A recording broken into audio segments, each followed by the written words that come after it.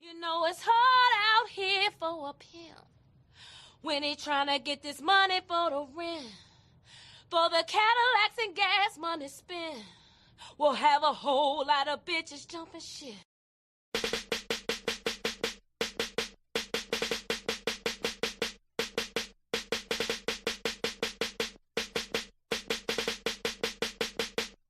You know it's hard out here for a pimp when he tryna get this money for the rent, for the Cadillacs and gas money spent. Will cause a whole lot of jumping shit. You know it's hard out here for a pimp when he tryna get this money for the rent, for the Cadillacs and gas money spent. Will have a whole lot of jumping shit. What's going on, party people? It's your man, 50 Grand, the Godfather, Nate Milton, and you are about to listen to another excellent episode from the Nefarious Media Network. Since January of 2025, we have been putting it down for the crown, and we've been committed to bringing you truthful, thoughtful, turned-up commentary as it pertains to the worlds of sports, politics, pop culture, pro wrestling, entertainment, and life. Yes, life. This thing that we are all just trying to get through day by day. An electric word called life, as the man used to say. And that brings us to the drive for 500. Yes, 500 YouTube subscribers, which gets us halfway to monetization, and 500 Patreon subscribers. Patreon.com/Nefarious Media Network. That's our stretch goal for the year. Because if we hit those marks, it allows us the flexibility and the freedom and the funds, quite honestly, to do some more things here at the network, to be more consistent with our shows, to bring you new shows, and to bring some people on to help with production. So if you believe in us, man, if you believe in what we're doing here, because we got a lot of hard-working people, myself included, working 50, 60 hours a week at the shoot jobs, got families, got kids, got responsibilities, but we still do this, man, because we love this and we believe in this. And if you believe in us and you love the shows that we do, help us out, man. Help a brother out. Help a sister out. That's all we asking, because we are trying to change the game by any means necessary, even if those means may be nefarious. It's hard out here for a pimp when he tryna get this money for the rent, for the Cadillacs and gas money spent. We'll have a whole lot of jumping shit.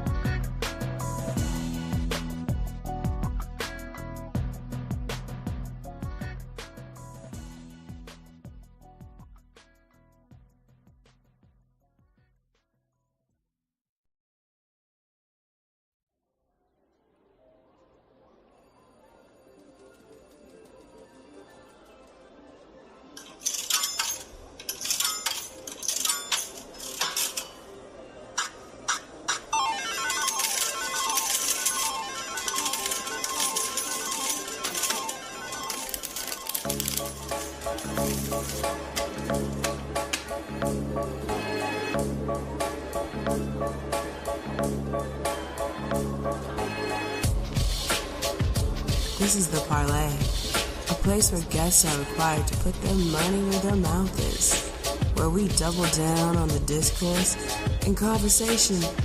That's the only currency accepted. Proudly presented by the Nefarious Media Network.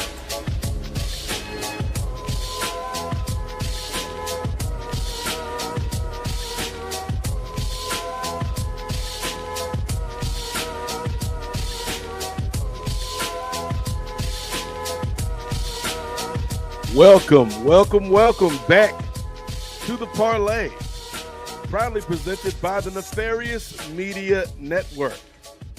As that lady said off the top, this is the place where conversation is key, and it's the only currency we accept. I am, of course, the Godfather, Nate Milton. 10 years in the game, ain't a damn thing changed. I'm still your favorite podcaster, and this is quickly becoming one of my favorite shows. You know, it's just kind of, our catch-all here at Nefarious. It's not particularly a sports show. It's not particularly a political show.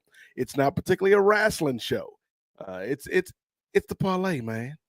It's our little speakeasy, our little corner of the internet where we can talk about things that's going on in our lives that may relate to what's going on in your life. So, without any further ado, let me bring on the producer here at Nefarious Media Network, a man with more hits than P. Diddy.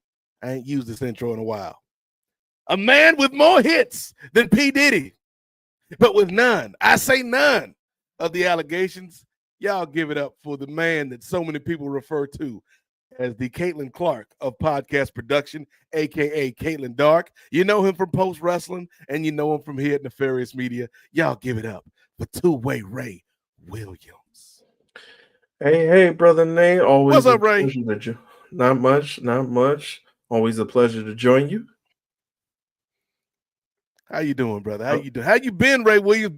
Back to school. You are the Black Rodney Dangerfield, Ray. This week you've gone back to school, brother. I'm all right. It's going well. It's going well. I believe we were talking off here, and I was just mentioning how this the absolute first day of school is tomorrow. That's when all of our kids show up. But today we got like a trial run with our freshmen and with our new transfers in. So it's going well, but ask me that question in about a week, and I'll let you know how I really feel. So what kind of first day impression do you give off as a teacher, Ray? Are you like that? Hey guys, we're gonna have a wonderful class. It's gonna be a great year. We're all gonna share ideas and grow as a class. Or are you like Debbie Allen from Fame back in the day? You want to make it big. You want to start learning. Well, this is where you start, and you're paying sweat. Which kind of teacher are you, Ray, for the next generation? I'm more of the former. I'm more of the former. At least now, I'm in a new program now, and I'm working with kids with developmental disabilities. So I got to be a little bit more nicer. You can't be yelling at them like that, Ray. Yeah, nah. Not off the bat anyway. I was like, I got. But when I was working with more kids who had like milder academic disabilities, then yeah, I'll be more the latter. I'll be on my Debbie Allen a little bit more. I can see Ray like my man. I forget the character's name, but the teacher from Key and Peele, the substitute teacher. Oh yeah, Jay Quellen. Who is Jay Quellen? Hey, Ron. Where's Ron? I can see that. Nice. I can see that being Ray, just getting frustrated with these kids and just like damn, Mr. Williams got anger issues. Chicanerous and deplorable. That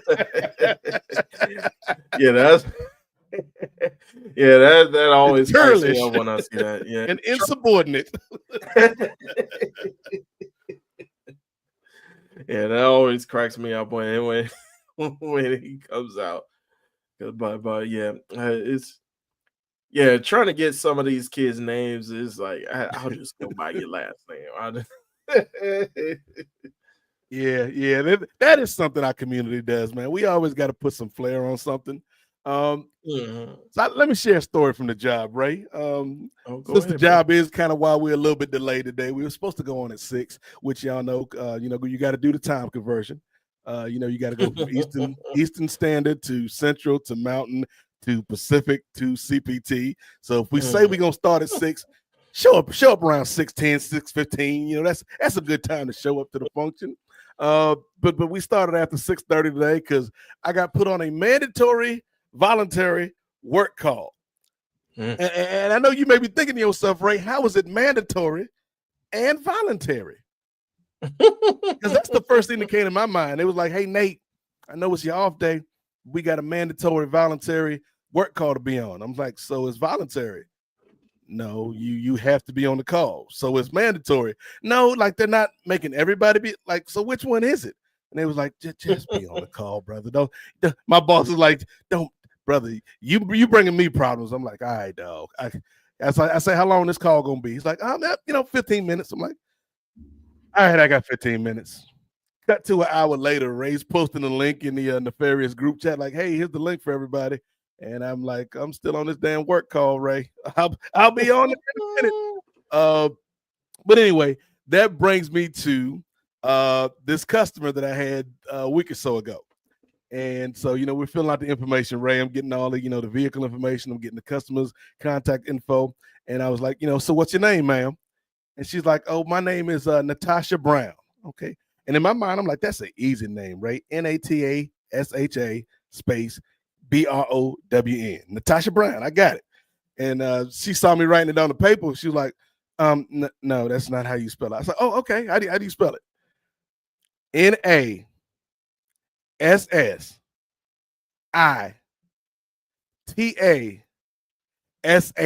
Ray. And then BROWNE. I'm like, that E was just egregious at the end of the Brown. Like, you're just doing too much now. But Nasastashis, like, that ain't Natasha, girl. Like, I know, everybody's got their little flavor, but I was like, that's just doing too much, Ray Williams. It was too much. But that is one of the funnier things that happens at the job from time to time, y'all. It's just kind of people with names and just the randomness of the names. And then like, we have, I don't know why, but for some reason we have a large German contingent that shops at this particular store that uses our particular services. And so it's like, I'm always like, there's always a Mueller or some kind of Schmidt. And I'm like, spell that again for me, brother. But the job is the job, y'all. That's the reason we got to drive for 500. Because the more y'all show up for us, the more we can show up for you. 500 Patreon subscribers, 500 YouTube subscribers. That is our stretch goal for the year. Because 500 on YouTube gets us halfway to monetization. And 500 on the Patreon allows us to do some other things, allows us to make the Patreon feel a little bit more exclusive, add more content to the Patreon, bring some more shows to the network. And then there's one more thing that allows us to do, Ray, and I need you to bring me out for ISO for this one. Okay.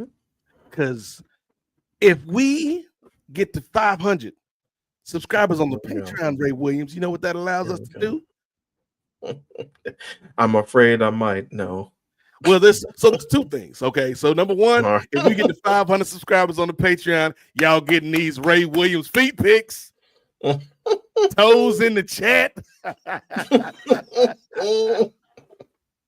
that's the first thing that happens if we get to 500. You get the Ray SMR and maybe a toe or two, maybe a little ankle from this man, two-way Ray Williams. But the second thing that allows us to do, man, is to bring in some folks to help on the back end here at the network in terms of assisting Ray and Jay with production, maybe helping us out with the socials a little bit, and just kind of things that, like, the things that you would think, Ray, are kind of the lesser things on the totem pole, but they're very important in terms of keeping the house up here. So you know what, Ray, I ain't did this in a while, Ray. No. I ain't did one of my patented calls in a minute, Ray. So far, I'm like 2 for 2. Because the first time I threw out the call, we got this man, two-way Ray Williams. Started off on a 10-day contract because we weren't sure about the brother first, if we being honest, ladies and gentlemen. But he proved himself like Mark Cooper. Like Mark Cooper with the Golden State Warriors on his 10-day tryout. Ray Williams showed up for the team. The second time I threw out the call, Ray Williams, we got two. We got Gerard Downtown Brown and upper mid-card Jay Lacey in the building. So you know what, Ray? If we didn't go on 2 for 2, what if we can go 3 for 3, Ray? Go ahead. I mean, shoot. Kevin Garnett said anything is possible. Anything is possible. So I'm gonna throw out the call for the third time, ladies and gentlemen, for the third time. But specifically, if you want to talk, if you want to be on the shows, that's cool. That's cool. But we're really looking for people that have a talent and a gift and are interested in production, in editing, in producing the StreamYards, and doing social media stuff in terms of the IG and the TikTok and the Threads and the Blue Sky and even the Twitter, because we're still on Twitter. If that's something that you are gifted at, that's something that you enjoy doing, if that's your passion, then holler at us, holler at Ray, holler at me, holler at Chris, because we definitely, that is one area of the team like I think we could really use help in, just because we don't have enough people to do that and do their jobs at the same time in the real world. Doing the shoot jobs, and we got people with families and kids and stuff, man. And so if you are somebody who loves social media, who loves editing, who loves just kind of the production aspect of this, then give us a holler, man. We may have a spot for you on the roster. I can't guarantee it. I can't tell you we won't cut you like Karrion Kross out here. there may be a spot on the roster, man. Consider this an open tryout for everybody out there. So if that's something that you'll be interested in, if you rock with our program, and if you've been down with us for a little minute and you're like, man, I would love to rock with them dudes, but I'm not a front of the camera type of person, that's okay. That's okay. But production is just as important sometimes as who's in front of the camera, Ray Williams. And, because this man, Ray Williams, I ain't mean to tell you your business out of school, Ray. But the problem with somebody like Ray Williams, ladies and gentlemen, we brought this man in as a producer, okay? What we didn't know was he was like a Kanye West type of producer. Like he that type of producer that gotta be on the track all the damn time. And it's like, Ray, just produce, Ray. And Ray's like, like, don't be like that. This man, Ray, I thought I told you that Ray won't stop. Thought I told you that Ray won't stop. Like, you ain't gotta be on the track all the damn time, Ray. But no, don't be like that.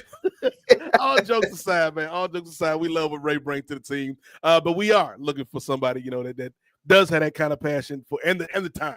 Because I think that's the big thing, Ray, that has the time available to kind of do this, because it is very time consuming. Like the clips that Ray puts up and stuff like that, man. It's not something that just happens like that, And so we appreciate Ray for everything he's done, but we are definitely looking to kind of shore up that aspect of the team. So if that's something that interests you, I'd have thrown the call out there. The ball is in your court now. And with that, Ray, let's move on to the next topic, man, because there was a wrestling show over the weekend, Ray. We like to talk wrestling here in Nefarious. Yes, sir. And the wrestling show took place in England. So a big week in the UK for wrestling. Not only did we have AEW over the weekend, but we also had Raw today at like 3:00 in the damn afternoon. And I missed the show live, the AEW show live, because I was at work, and I was chatting with everybody in the group chat all day, and I was like, "Hey man, if y'all want to do a live watch tonight, that's cool, man. I might be, busy from the job, but if y'all got this, man, I believe in y'all." And then it was about 2 hours later, man, when I seen Martin Bushby and Gerard and Jay talking about the damn show. I'm like, "Is the show happening right now?" And then I looked and saw like John Pollock and Wei Ting posting about it. I'm like, the damn show is on now. Like, oh, that's why ain't nobody say nothing about wanting to do a show, because they was like, Nate, this show come on at like noon. We ain't trying to be up doing the show at like 12, 1 o'clock, man. Come on, player.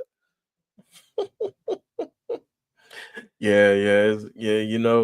England is about 5 hours ahead of us. So, did you catch any of it, Ray? All right, well, full transparency, I mainly just saw some clips here and there on social media and on YouTube, and I tuned into some post-show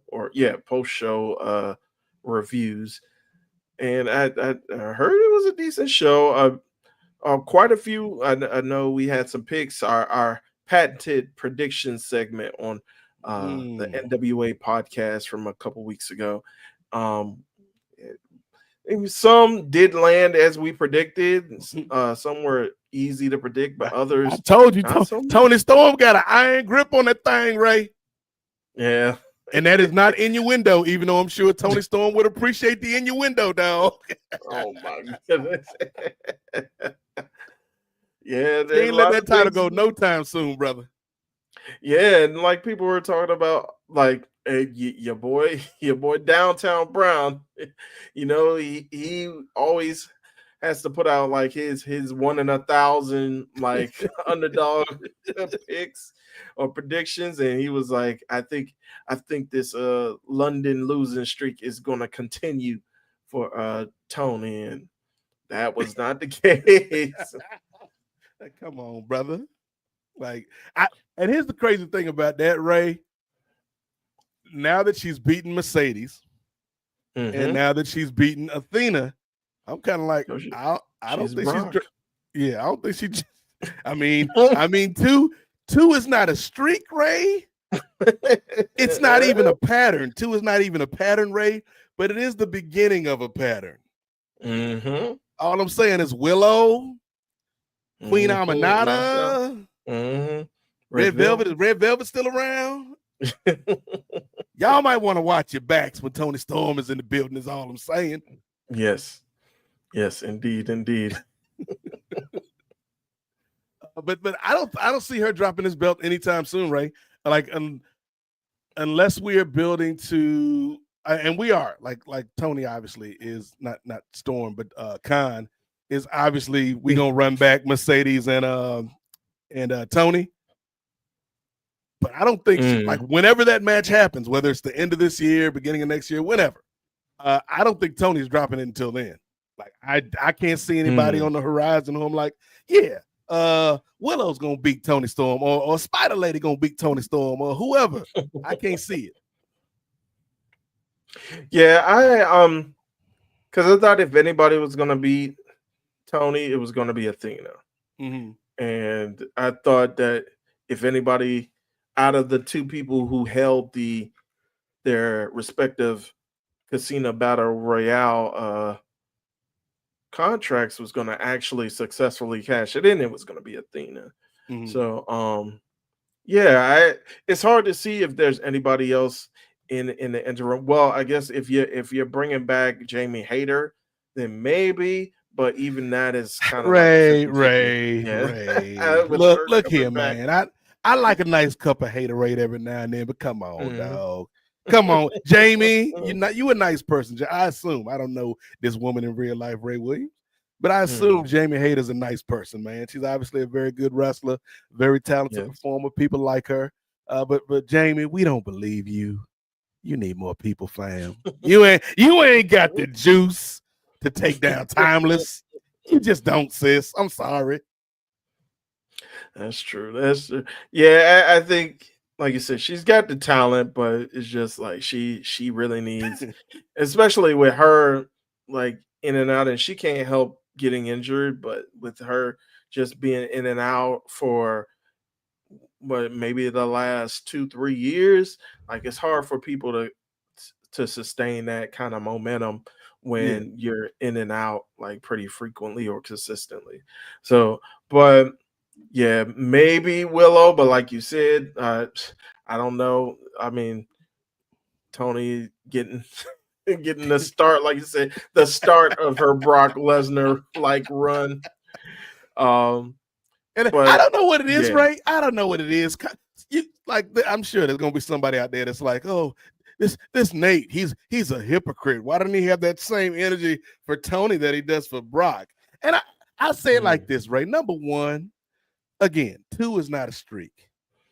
Right. It may be the beginning of a streak, but it is not a streak. Number 2, Ray, it just feels different. Like, like let's just say Tony run through the MEAC, Tony run through the SWAC, and just take out Prairie View and Grambling, Howard, Norfolk State. She take out all the top dogs in the conferences. I still be like, I mean, that's Tony. That's Tony. She gonna do what she do, Ray. It's just a different feeling when it's a Tony Storm versus a Brock Lesnar. That's all I'm saying. That's true.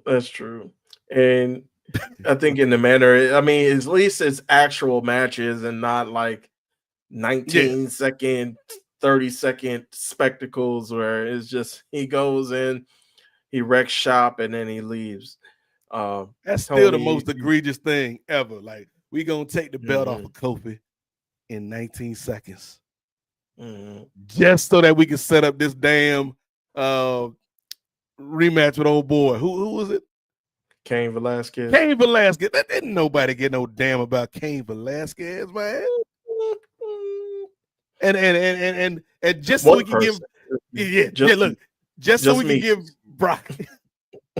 Ray was the only one that cared about this damn match, just so we could give Brock Lesnar a fake win over this dude. And that's all I'm saying, Ray. Like, that was just disrespectful, egregious, churlish, and insubordinate by Brock Lesnar and them. But Tony Storm, on the other hand, when you lose to Tony Storm, it's you are elevated through your loss, Ray.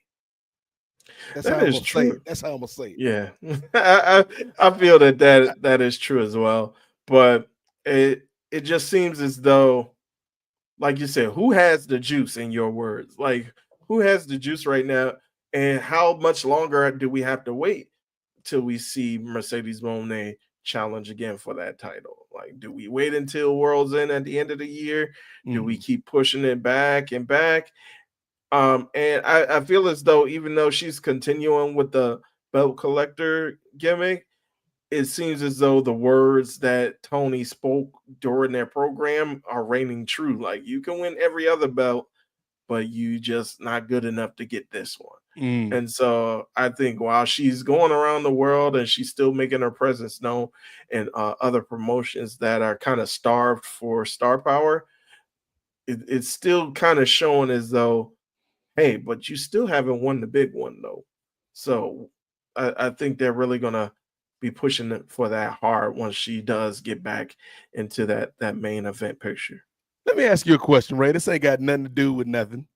But if you were some random ass independent promotion, let's say you came up with a new promotion called RNR, Ray's Naysayer Wrestling, based out of Washington, D.C., Ray's Naysayer Wrestling. Because you got to let a naysayer know, Ray. Let a naysayer know. Let's just say you got this rinky-dink promotion that don't nobody go to, and ain't nobody watching this show. What would it hurt for you to be like, hey, TK, what's up, my boy? So we got this women's division here in Real Naysayer Wrestling, and we got a real good champion. She doing her thing. What if? Hear me out, Tony. Hear me out. What if Mercedes came down here, right, and beat our champion, right? She get another belt though, right?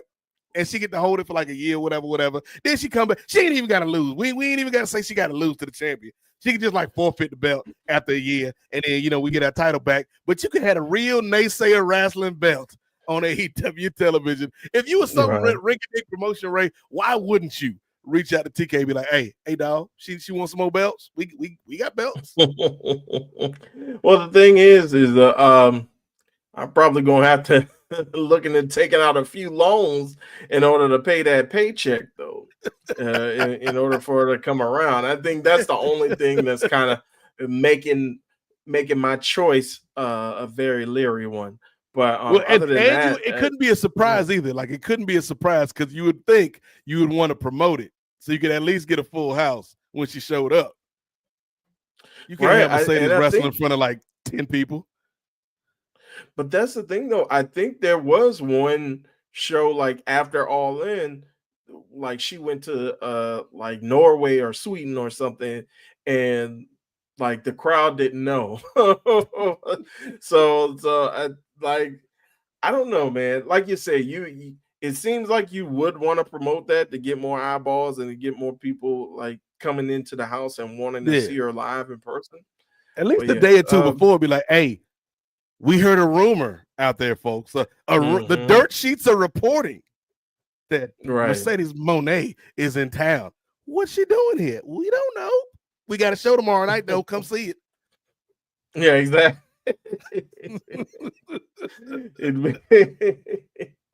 It'd be like when AEW, and they were famous for this, like when they did the whole they named the show the first dance, the first dance in Chicago, and they're like, I don't know, CM Punk might be here. We might not. You got to come to figure out. They did the same thing when Mercedes debuted. Exactly. In Boston. Like it's only two people that can show up. It's either Mercedes Moné or Bruce Springsteen, and Bruce Springsteen can't wrestle. You got it, Ray. Ray was like, "Hold on, wait a minute." He the boss. He the boss. Or maybe Tony Danza can show up. I don't know. I mean, you could have. I mean, like maybe a pre-show, maybe have him and Chris Jericho do something like with Fozzy or something. I don't know. Just Fozzy and Bruce Springsteen. Fozzy versus Springsteen, yeah. like Jericho, like back in the day with Jericho versus John Cena when they had like the little concert war. Just have a battle of the bands. Bruce Springsteen versus Fozzy. Yes, sir. But I don't think Bruce Springsteen gonna even know who is this? Why am I here? Where am I? I don't know what I'm doing here. I'm Bruce Springsteen, y'all.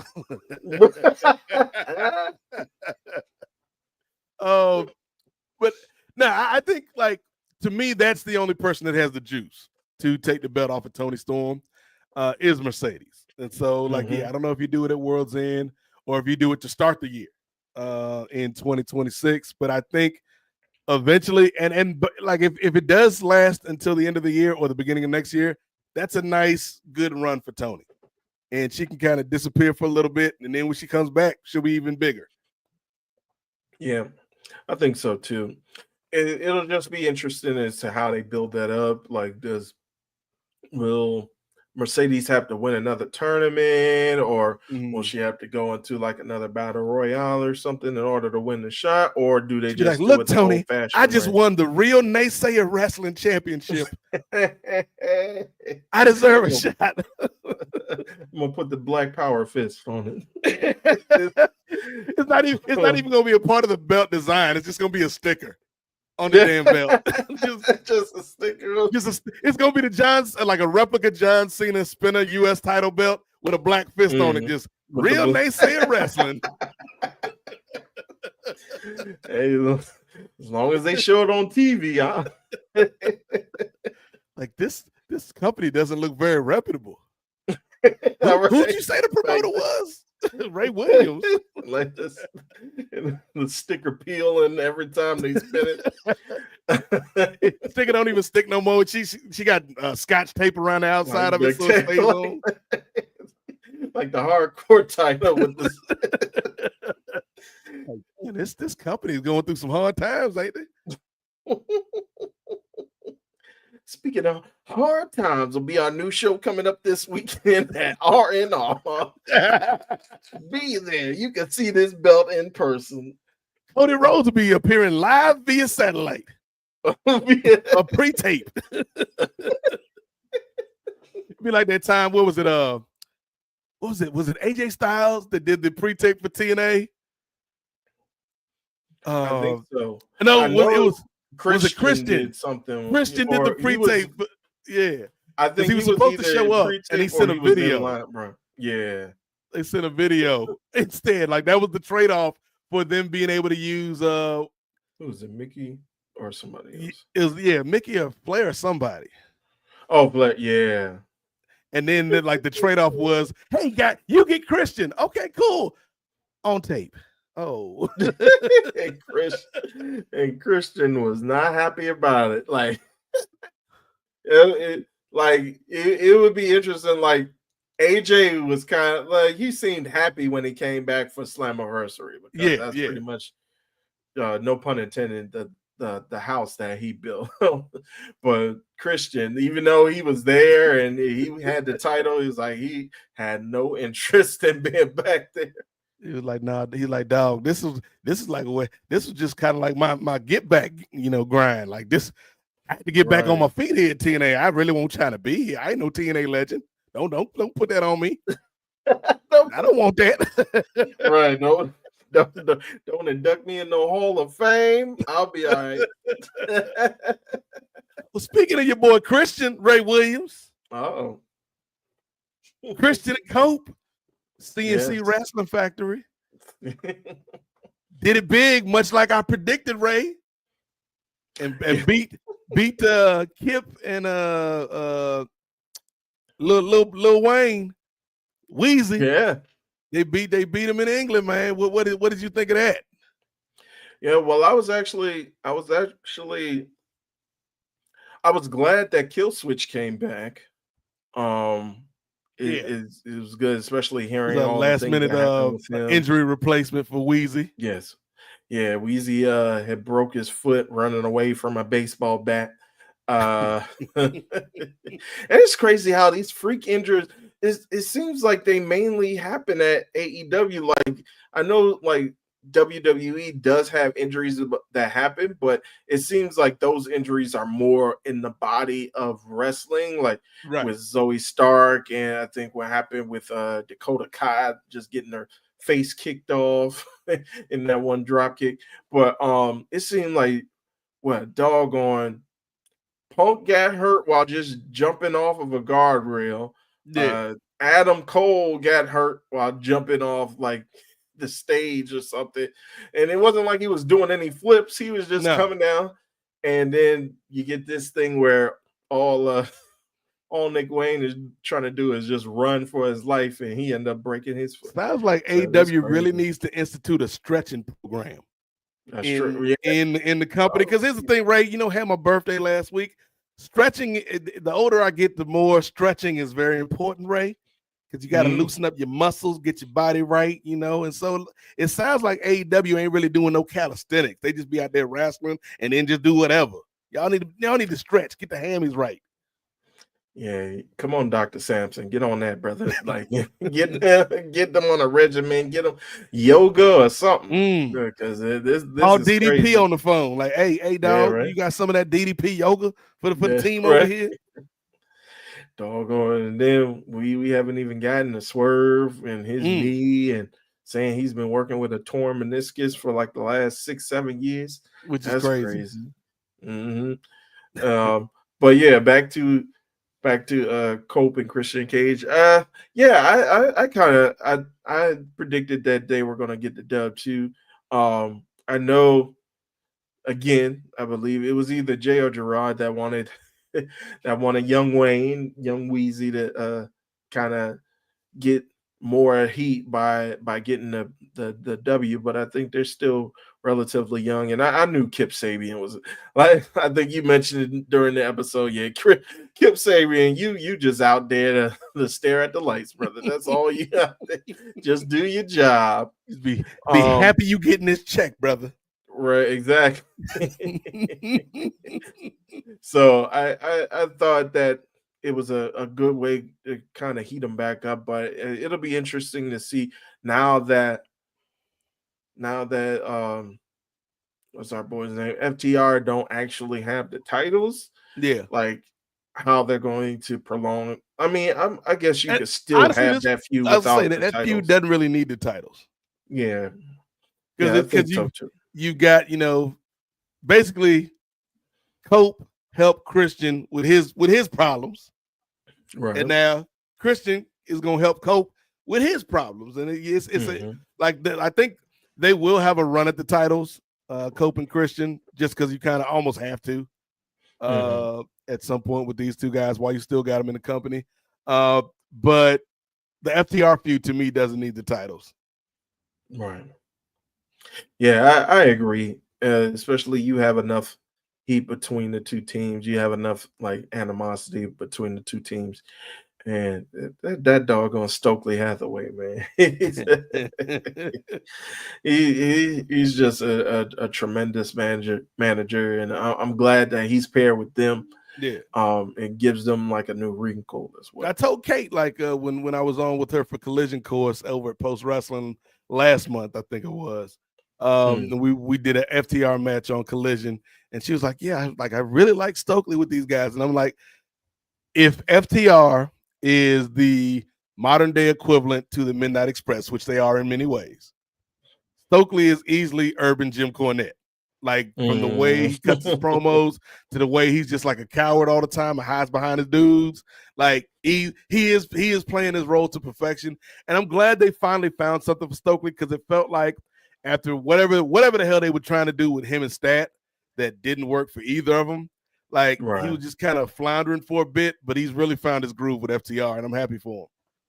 Yeah, I think so. And I think a couple episodes ago we were talking about what we would like on our tombstone, or what we would want to be remembered by. I think the operative quote that's going to be on that brother's tombstone: I'm short, I'm bald, and I can't get any hoes. Oh, that guy is just, he cracks me up. And then it's not even just exclusive to me, because I think Cash Wheeler was fighting for his life. Yeah, yeah, So I think they do make a great combination. And yeah. like you said, I think it was working a little bit with Chris, but then I guess they were just like, it's not hitting the way that we wanted to hit. Right, right. And then we got to talk about this, Ray. Again, shout out to everybody checking out the Parlay live Monday evening as we wind down the summer. But Ray, your boy did it one time. Y'all give it up for Ray's favorite wrestler, Cowboy Bill Watts, out here retained the title. That cowboy shit, bro. Adam Page retained the belt, brother. See, and I thought, just to pull everybody behind the scenes, we were kind of telling Way what we wanted our social media clip from the NWA podcast to be, and we were mostly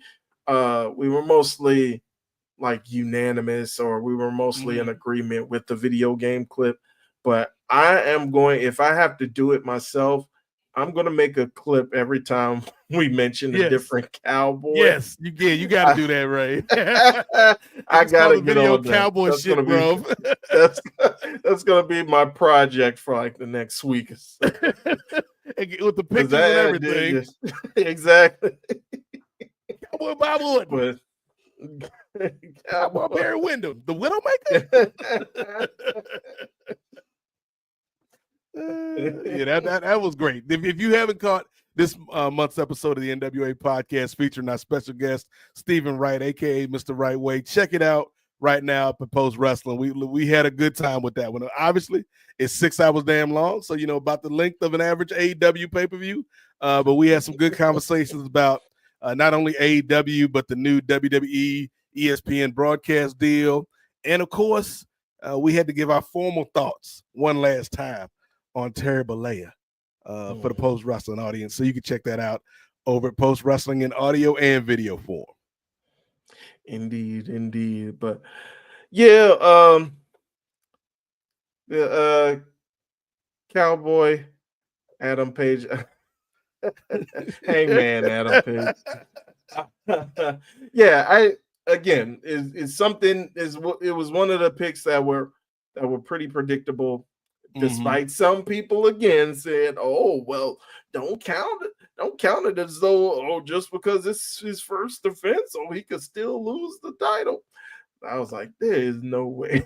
This brother, especially after they did the step where MJF didn't have to lose his contract. Like once they did that, it was like, "Oh yeah, he winning, Cowboy winning."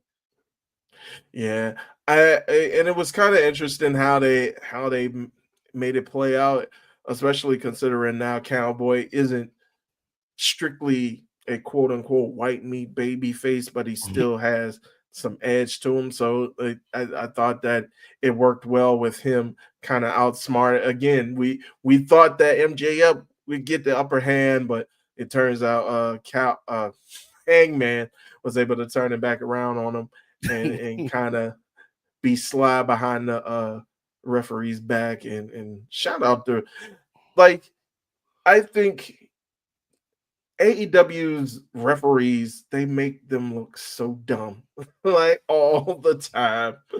And the only ones that I see that they don't make look stupid that often is our boy Stephon Smith. Shout out to Stephon, and Bryce Remsburg. So I'm glad that Bryce, they were kind of able to make it seem as though, hey, wait a minute, he's holding his nuts. Did you hit him in the nuts? Like, really, after 30, 40 years of wrestling and people hitting low blows, now somebody notices. So I'm glad we had that. So, yeah, I thought it was a decent match. And like you said, if he's not, he wouldn't need the contract if he was going to actually win the belt all the first time. I thought that they were maybe going to even complicate it more. And all right, well, I lost. I'm executing the contract right now so I can get an instant rematch or something like that. But I'm glad that they had him keep the contract and he's still lurking in the background. But we did hear some news from Tony Khan, though, regarding the contracts. I don't know if you heard about it. No, I ain't hear this news. Ray, hit me with it.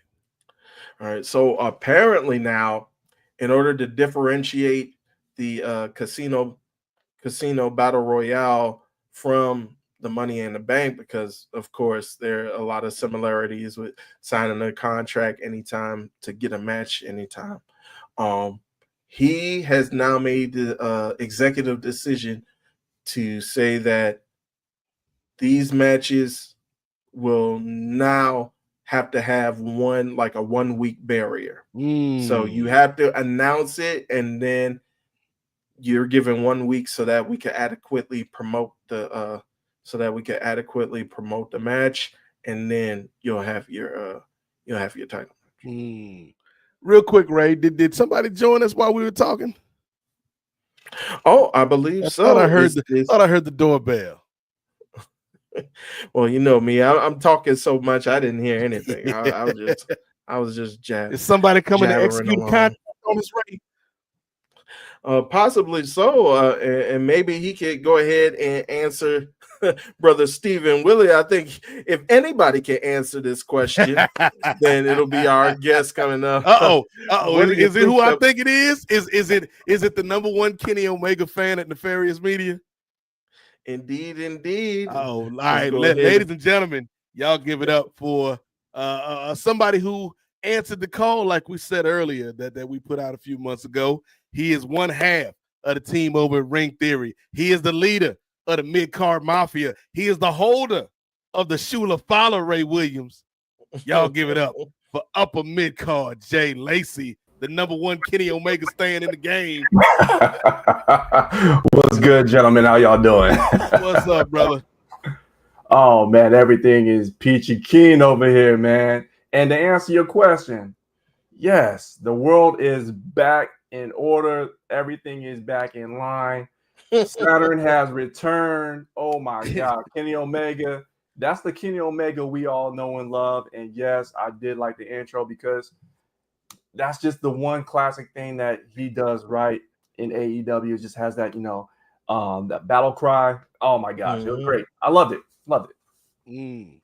Shout out to John Boy. You should be getting out of school in a moment. So, but real quick, Jay, we are talking about the main event, which saw Ray's favorite person in the game right now, Cowboy Bob Orton, retain the World Heavyweight Championship. What'd you think of that match? And like I was telling Ray, I had already predicted Paige to retain, but once they did the whole deal with MJF not having to give up the contract shot, I was like, oh yeah, Paige ain't losing this one. But what'd you think about the match? Man, I thought Blackjack Mulligan did a great job in his first title defense with his second reign. I thought really honestly the match was really good. All the shenanigans that typically happens on the referee, that they make the referees a little bit more intelligent now. I think was it Bryce Rensburg that was the ref for that match. Ray was just talking about that. Yeah. So some of the things that MJF is notorious for getting away with, with the ring spots. Let me backtrack. Was it me or were there two Dynamite Diamond rings? I think they were. I mean, he got like about 5, 6, 7 of them. He's like Thanos with these rings now. You know what I mean? Mhm. So, so that was, to me, that was pretty comical right there. So, but all the shenanigans that typically happen. And again, I was going like what Nate was saying. I think that once they clarified that MJF was not going to be executing the contract, that's what got my spidey senses saying, okay, they're going to wait on this. And I really did think MJF was going to pull it off, but I think holding off on him not winning this one to tell a better story is the right call and the right play. Yeah.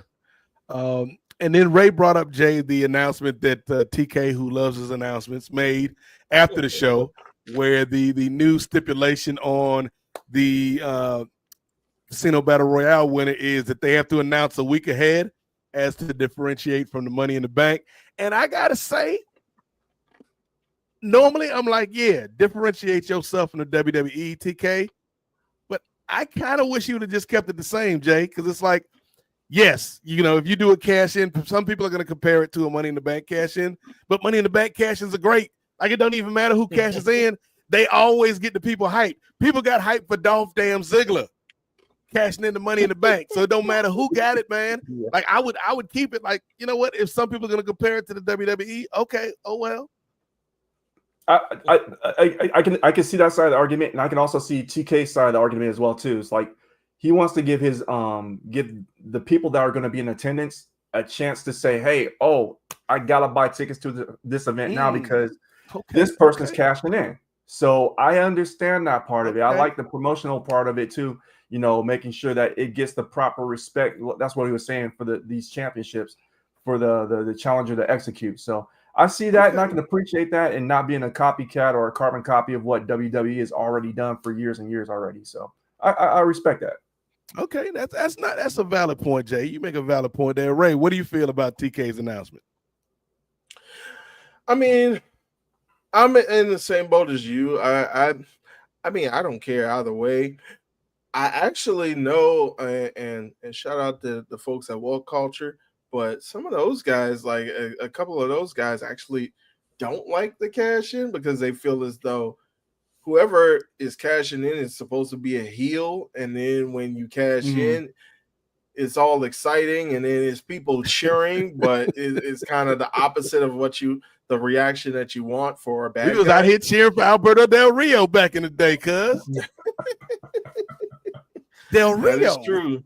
And that is true. And so I can see that point, but I'm with you. I think it's exciting. It gets the crowd hyped up, especially if it's a good guy like Big E, who's cashing in the belt or who's cashing in the briefcase. The thing with this AEW, the contract thing, though, is I think I'm not going to say it was dead in the water, but I think it was a slight mistake to put it on Christian, because if you're going to have him lurking around, and then when he finally, like, you have all these fake outs, and then you finally have him cash it in, and then he ends up losing it, then it's like, oh, well, what was that for? And then not only does he lose it, he puts himself in a triple threat match, and it's not like another person got pinned. He got choked unconscious. Right. And so it's like you made him kind of look foolish. And so it's like, well, are they going to do that again? And I think Athena did it well. I think when you do announce it a little bit ahead of time, that it does mean something.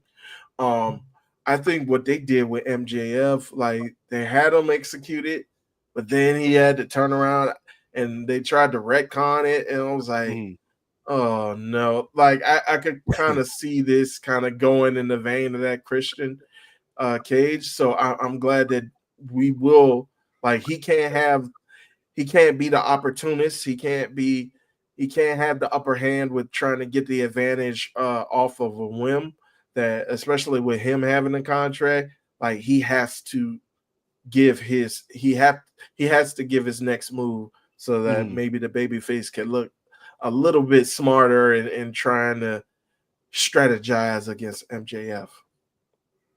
Okay. it's going to be interesting to see how that little wrinkle kind of changes the storytelling a bit. But I'm excited for it. Like overall, like I thought it was a good show, Jay. Even though I didn't know when the damn started, because I was telling y'all in the group chat, like, hey, if y'all want to do a show that night, man, y'all got it, man. I have faith in y'all. I'm like, oh, the show over. Like the show is over. The show was on at like 2:00 in the damn afternoon. But I thought for the most part, Jay, it was a good show. It's long, as all these AEW shows are.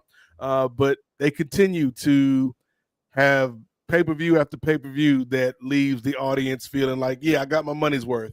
Or in Ray's case, I got my VPN's worth. Indeed. Yes, sir.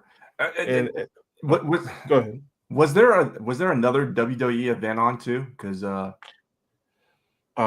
NXT Heat Wave came on later on that evening. Completely missed that. Yeah. Yes. I was wrestled out. Don't nobody blame you, brother. The only way I even know there was an NXT show over the weekend was because when I was watching Raw before we came on the air today, Michael Cole was like, oh yeah, by the way, Ash by Elegance won the TNA Knockouts Championship over the weekend. I'm like, oh, okay, that was a thing. Congrats. Okay. Yeah.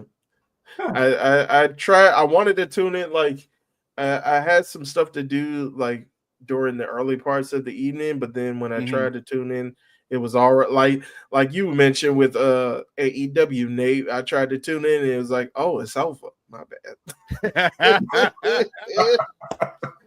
I thought it was going to at least go till 10. I tried to tune in. I was like, maybe I could catch that Oba Femi match. I tuned in at 9:30. They were showing vignettes of Sheamus. I was like, oh, I guess we through.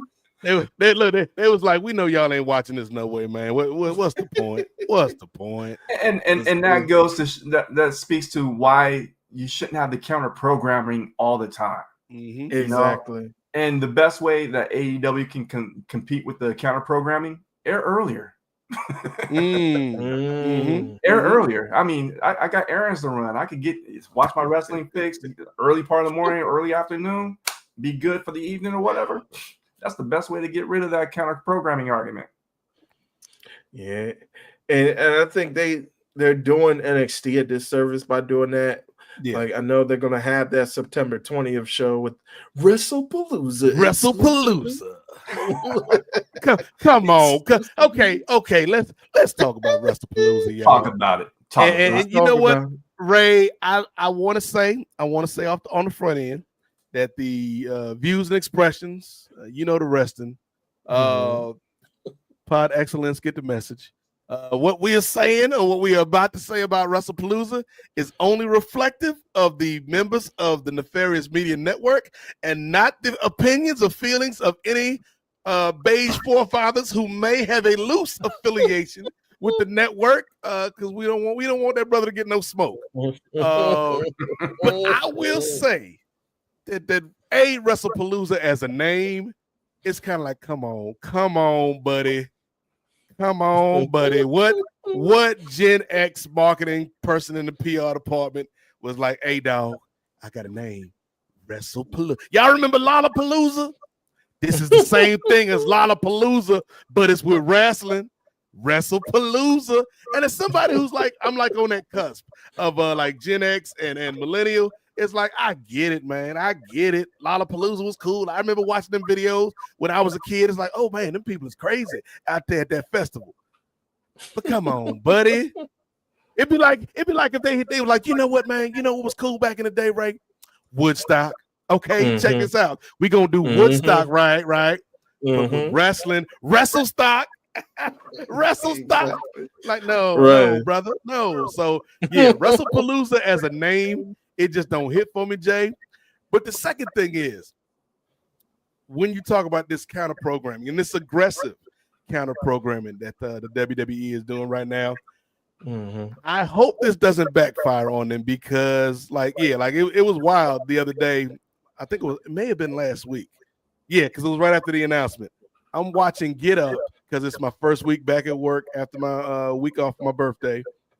And Greeny's like, oh, we're gonna talk about Shedeur Sanders and the Cleveland Browns and what's going on with Jackson Dart. That's my Mike Greenberg impression. And then he's like, and stay tuned because we're gonna talk to Seth Rollins live from Dublin. I said, who? You talking to who? And next thing I know, we got damn Seth Rollins, the architect, on Get Up. Aha, Greeny. I'm Seth Rollins. We're gonna talk about the Bears. Like, brother, why is you laughing? Like, I know it's early for me because I'm getting ready for work. It's 9 o'clock in the morning for me. You in Dublin, dog. It's gotta be like what? Like, it's gotta be like what? 8 in the morning? Not even 8 in the morning. How far behind is Dublin? Is Dublin behind us or ahead of us? They're ahead. So if it's 9 in the morning for us, then it's probably like what, 2 in the afternoon? We'll call it in 2. Dublin. Yeah, we'll call it. Like it's like it's not early, Ray, but it's too early for all that laughing. Right. Seth Rollins, I'm in Dublin. Like, sir, if you don't, there's a bunch of Irish people behind the camera just like, what is wrong with this man? Greeny, I love the Bears, Greeny, Caleb Williams. But again, I hope the ESPN WWE partnership works well, because I do think there are some benefits to be had for the consumer as wrestling fans if that partnership goes well. But the counter program to me, Jay, it's already kind of proven you're not really doing what you think you're doing. So I think WrestlePalooza will get some attention, obviously. But A, the name don't work for me, Jay, and B, I'm not sure if the counter programming is going to work for them. Well, I mean, they could do worse with a name. I mean, remember Great Balls of Fire? Oh.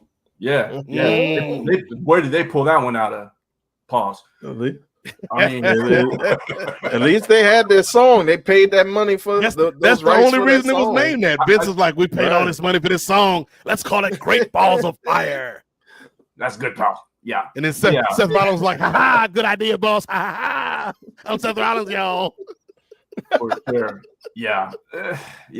Again, I hope, that the partnership does work. I hope everything does work out for the WWE, because playing devil's advocate, what happens if it doesn't work? Where do you go to next? So, I mean, you are at the pinnacle right now. You got the worldwide leader in sports. If this doesn't work out, where are you going? Yeah, that's true. Fox 1 ain't paying no money like that. They can't even pay Joy Taylor her money.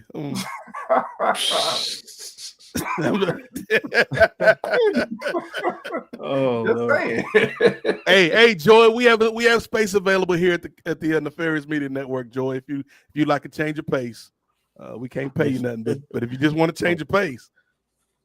I mean, if we get to that 500, maybe somebody else will offer. I think hers will sell a lot more than mine.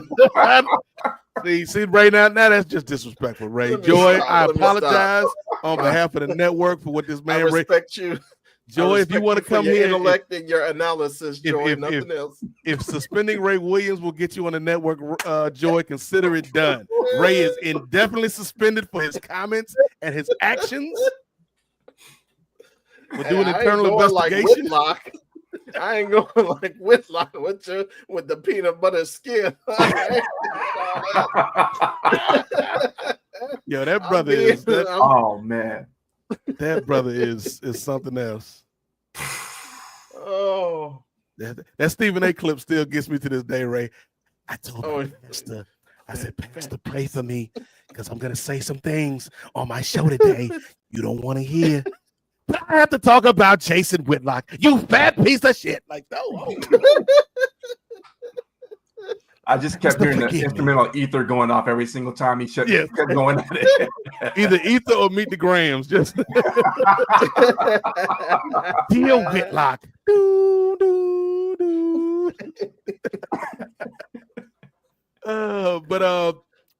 Ray, what are your thoughts on WrestlePalooza and the counter programming? And do you think it's a good name?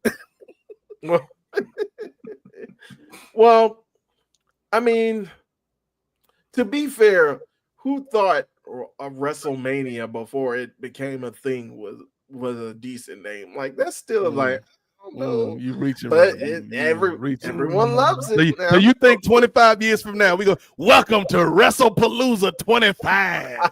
I don't know about all that, but I will say though that it's not. It is, or I would say it's not. It's not as though they just came up with it out of nowhere, because it actually used to be an ECW pay-per-view named WrestlePalooza, Which But made I- sense given the Yeah. time period it existed, right? True. When the last And I time, think- I don't know, I'm not a big music festival guy anymore. I used to be in my younger days, right? I don't know when the last damn time Lollapalooza happened. Was it like this? Was it this decade? When was the I last don't even know. Lollapalooza festival? You can't. I can't even I say it don't because it even ain't know. happened recently. That would have been a better name than WrestlePalooza. You know what? Hold on. You know what they should have called it? If they want to steal festival names, they should have called it WrestleFest. Just bring it back. See, I think I heard of that before. Like, who actually came up with that? Because I think that is a decent name, WrestleFest. I think that's a different. That was the game But- back in the video game back in the day. Oh yeah. So and I think that there are so many other ECW names. Like, I know you just did Heat Wave, but like if you want to do September to Remember instead of November to Remember, that works. I don't know about Barely Legal, especially considering the circumstances behind your boy Vince and Brock, but I don't know. But I think you could have thought of some other ways if you want to keep an actual property that's already within the wrestling mindset, or already within that wrestling catalog. Then I think you could have had some better names than WrestlePalooza. But as far as the counter programming goes, I think I want to know, like, what is the actual end game behind it? Like, what is the actual motivation behind it? Because it's not as though you're taking a significant amount of people away. We talked about it. We talked about it on this network and on NWA before. There's already this chasm or this vast partisanship, for lack of a better term, between AEW fans and WWE fans. So it's not as though you're taking a bunch of people away if you're saying, oh, well, we're going to air on the same night as All Out. It's like, well, how many other people are you going to steal away? Maybe 1,000, maybe 10,000. But, and I mentioned this on NWA, those who already have their hearts set on watching AEW, they're going to watch AEW. Regardless of what you try to air against it, they're going to watch it. And I think that's the difference now. Like, I think back in the day when you had the Monday Night Wars, I think you could do that because I think there were people who were there was a large contingent of people who were interested in both brands, and it was hard to pick and choose, especially when you got the separate pay-per-view costs that you got to pay. But now when we're living and if you in the missed world, it was harder to find it after the fact. Right. But now in the world where you have streaming, where I can always go back to it the next day or later on in the day, I think it's not hitting the way that they think it's hitting. It's not affecting AEW in the way that they think it is. So I just want to know what like else? What else? Other than is being not, petty. You know what else is not hitting the way it used to hit, Ray? What's that? I did some research. The Lollapalooza Music Festival. Okay, so the Lollapalooza Music Festival, for those that don't know, Lollapalooza was founded in 1991, ran through 1994, and then it stopped. And it was like, okay, no more Lollapalooza. Revived it in 1997, Jay, and then they stopped again in 2003. Brought it back in 2005, and it ran continuously until 2023 to dwindling numbers each year. So the last Lollapalooza was only a couple years ago, but they ain't what they used to be, Ray. it ain't a hit like it used to hit, Ray. But based on the history that you gave, it's prime for the comeback now. Like, it's like let us get our feet together. We'll be back in about 2-3 years. You know, we run strong for like 7 years, then we got to take a couple years off because it's exhausting. Yeah, we playing right into their hands, brother. Watch the announcement gonna come out tomorrow. Lollapalooza 2026. Y'all get ready. Like, oh damn, they back. Smashing Pumpkins headlining. Like, what? Hold on. Billy, is that you? Lord. Courtney Love is Lord, back. Like all the 90s grunge acts. And I think it was wasn't it created by like one of the head guys at Jane's Addiction, I think. Yeah, like, I think so. Yeah, so yeah, I don't know. Ain't too many of them bands left though. Like you got to go to like the next level of those kind of bands. Like the grunge bands is kind of like if they still around, they real old. You know, no offense. That's so it's true. kind of like you got to go to like who would be the new equivalent to grunge, and I'm thinking like Mumford and Sons. It's your time, fam. Mumford and Sons. It's your time. I know Mumford and Sons. Just some good old acoustic guitars and some feet stomping and hand clapping. Hey, brothers, and my brother and Mumford and Sons, everybody.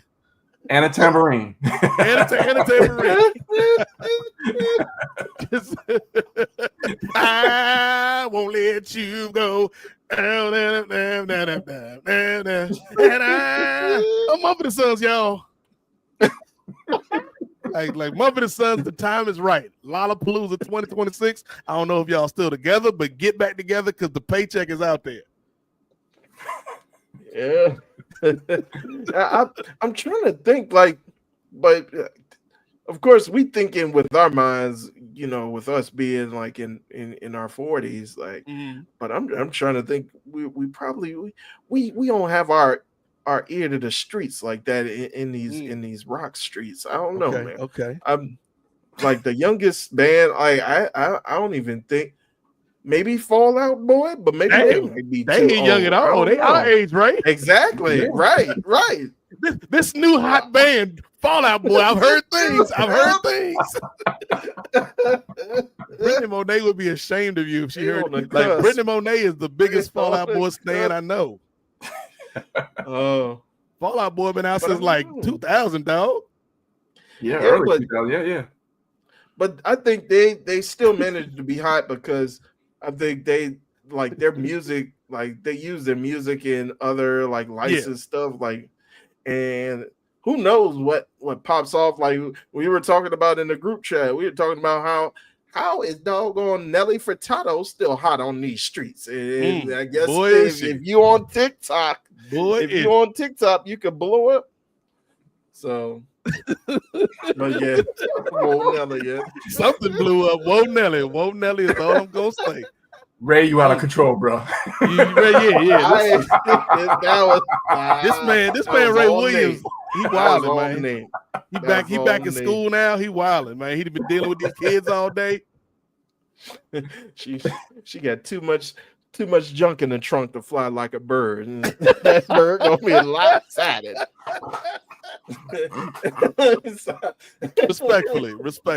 Respectfully, of course. Nelly Furtado, man. Nelly Furtado had a moment, man. Nelly Furtado had a season out here with Timberland and them. But yeah, I don't know who the hot rock acts are nowadays. Like a lot of them are like just kind of when I hear my nieces listening to bands, or when I hear like some of the younger guys at work, you know, guys that are still in their 20s at the job listening to these bands. It's a lot of what I would call WWE pay-per-view music.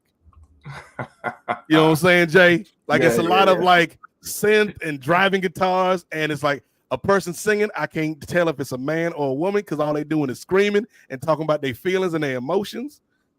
You bury me in the ground. I'm like, oh damn, girl. Calm down. It's gonna be all right. People break up. It happens. But yeah, I don't know who the hot new artists would be that would be performing at Lollapalooza. So until then, I'm gonna say Mumford & Sons, it's your time. See how dare you get on me about Fallout Boy? Mumford & Sons. You know what I'm saying? That Hey Ho song go hard, Ray. That Hey. No. I'm alone on you. Is that Mumford & Sons or that's somebody else that sound like Mumford & Sons? That's somebody else. Well, they could be on the show too. They can be on, yeah. I've been drinking in my bed. I've been drinking in the red. Like, I don't know what this man is saying. This is a very mellow Lollapalooza. Yeah, Lollapalooza got it. Brittany, I told you, Ray. I told you. Brittany is the Joe Hendry of Fallout Boy. You say their name and she appears. Brittany Monet, what's good, fam? We love you, Brittany Monet. If you ain't doing nothing, hop on the stream, man. But if you're at work, get off your damn phone. We love you, Cap. But who would be like the hot new? Because here's the thing, though, because you got to sell tickets too, though, right? So it can't just be like the band that the TikTok kids is following, right? Like, sure. Yes, you have to have them, but you also have to have like an established act as your headliner. So, like, who is that headliner? You got to go with Billie Eilish. Ooh, I like it. I like it. You got to go with Billie Eilish. I like it. You trying to move merch? That's her. I like it. I like it. Billie Eilish, yes. That is a great one. That is a great pull because I think Billie Eilish can kind of appeal to the kids, but she's an established name. Yes, Billie Eilish is the one, Ray. Not no damn Fallout Boy. Billie Eilish ain't rock though. I'm thinking of rock bands. Lollapalooza's like, do you want to sell tickets or not, Ray?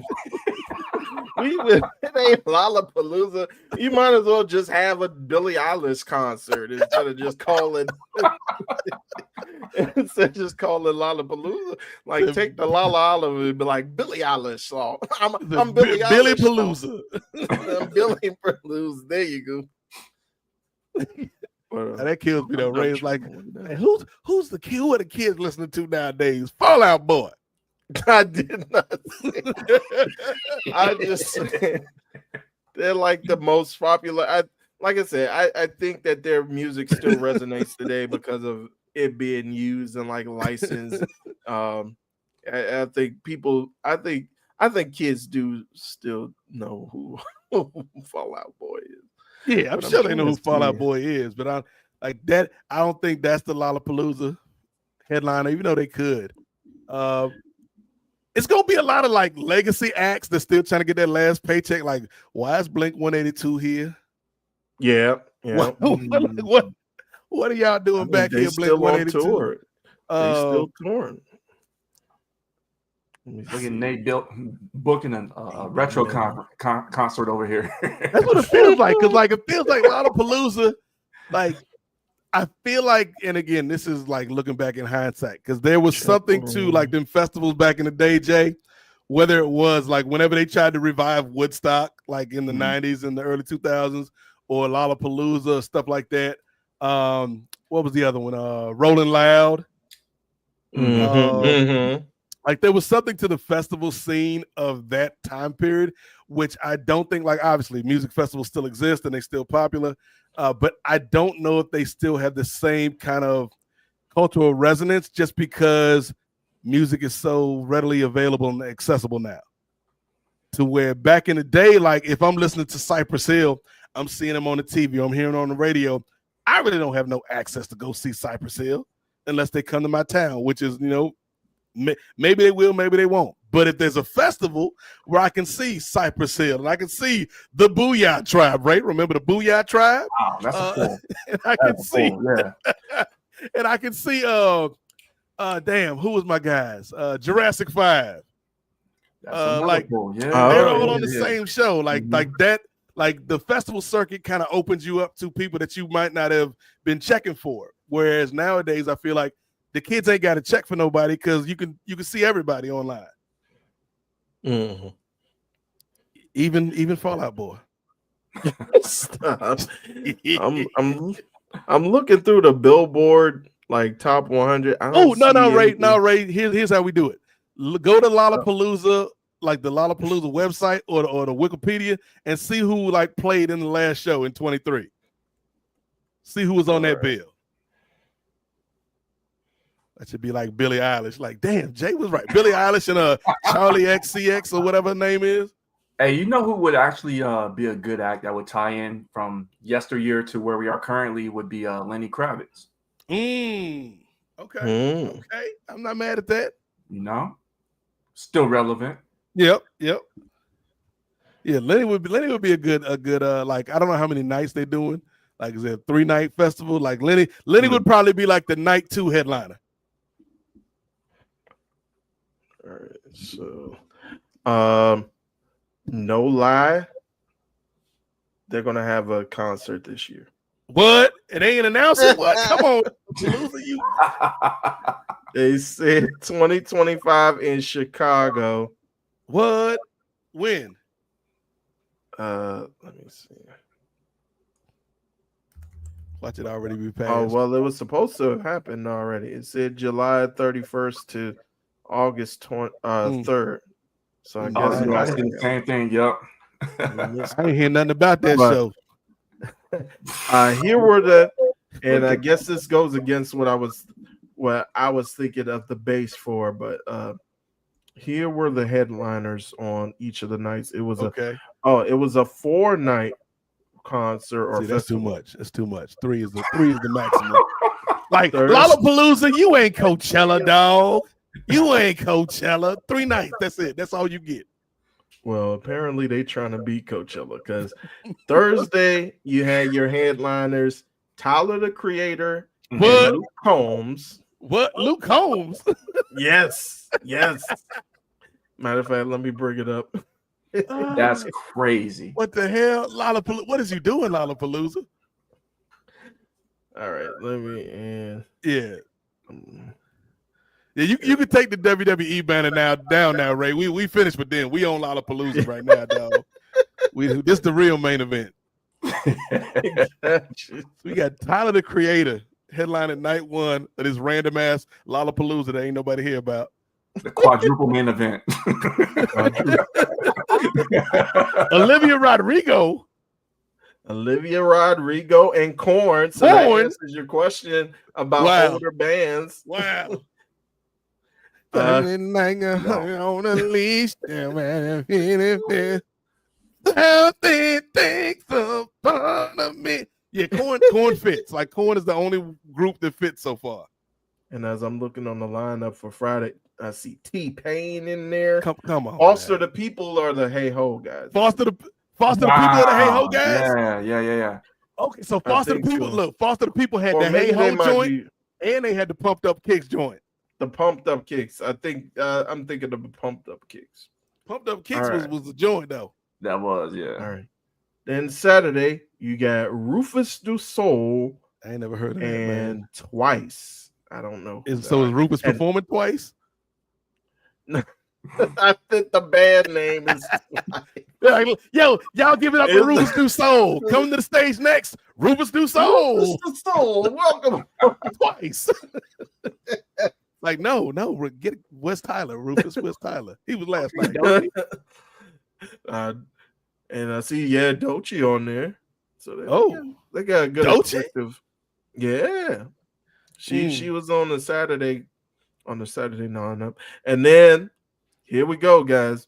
She might not be Billie Eilish, but Sunday we got Sabrina Carpenter. What? And ASAP Rocky. What? Wow. Was that the final night? That was the final night. Yep. So all right, so you said it was 4 nights. So go back to the top. 4 nights. Yep. So our first night was Tyler and Luke Combs. Okay. Second night was Olivia Rodrigo and Korn. Mm-hmm. Ooh, it would have been great if they got Olivia Rodrigo to come out and do like the beatbox part of Freak on the Leash. Like, ladies and gentlemen, Olivia Rodrigo.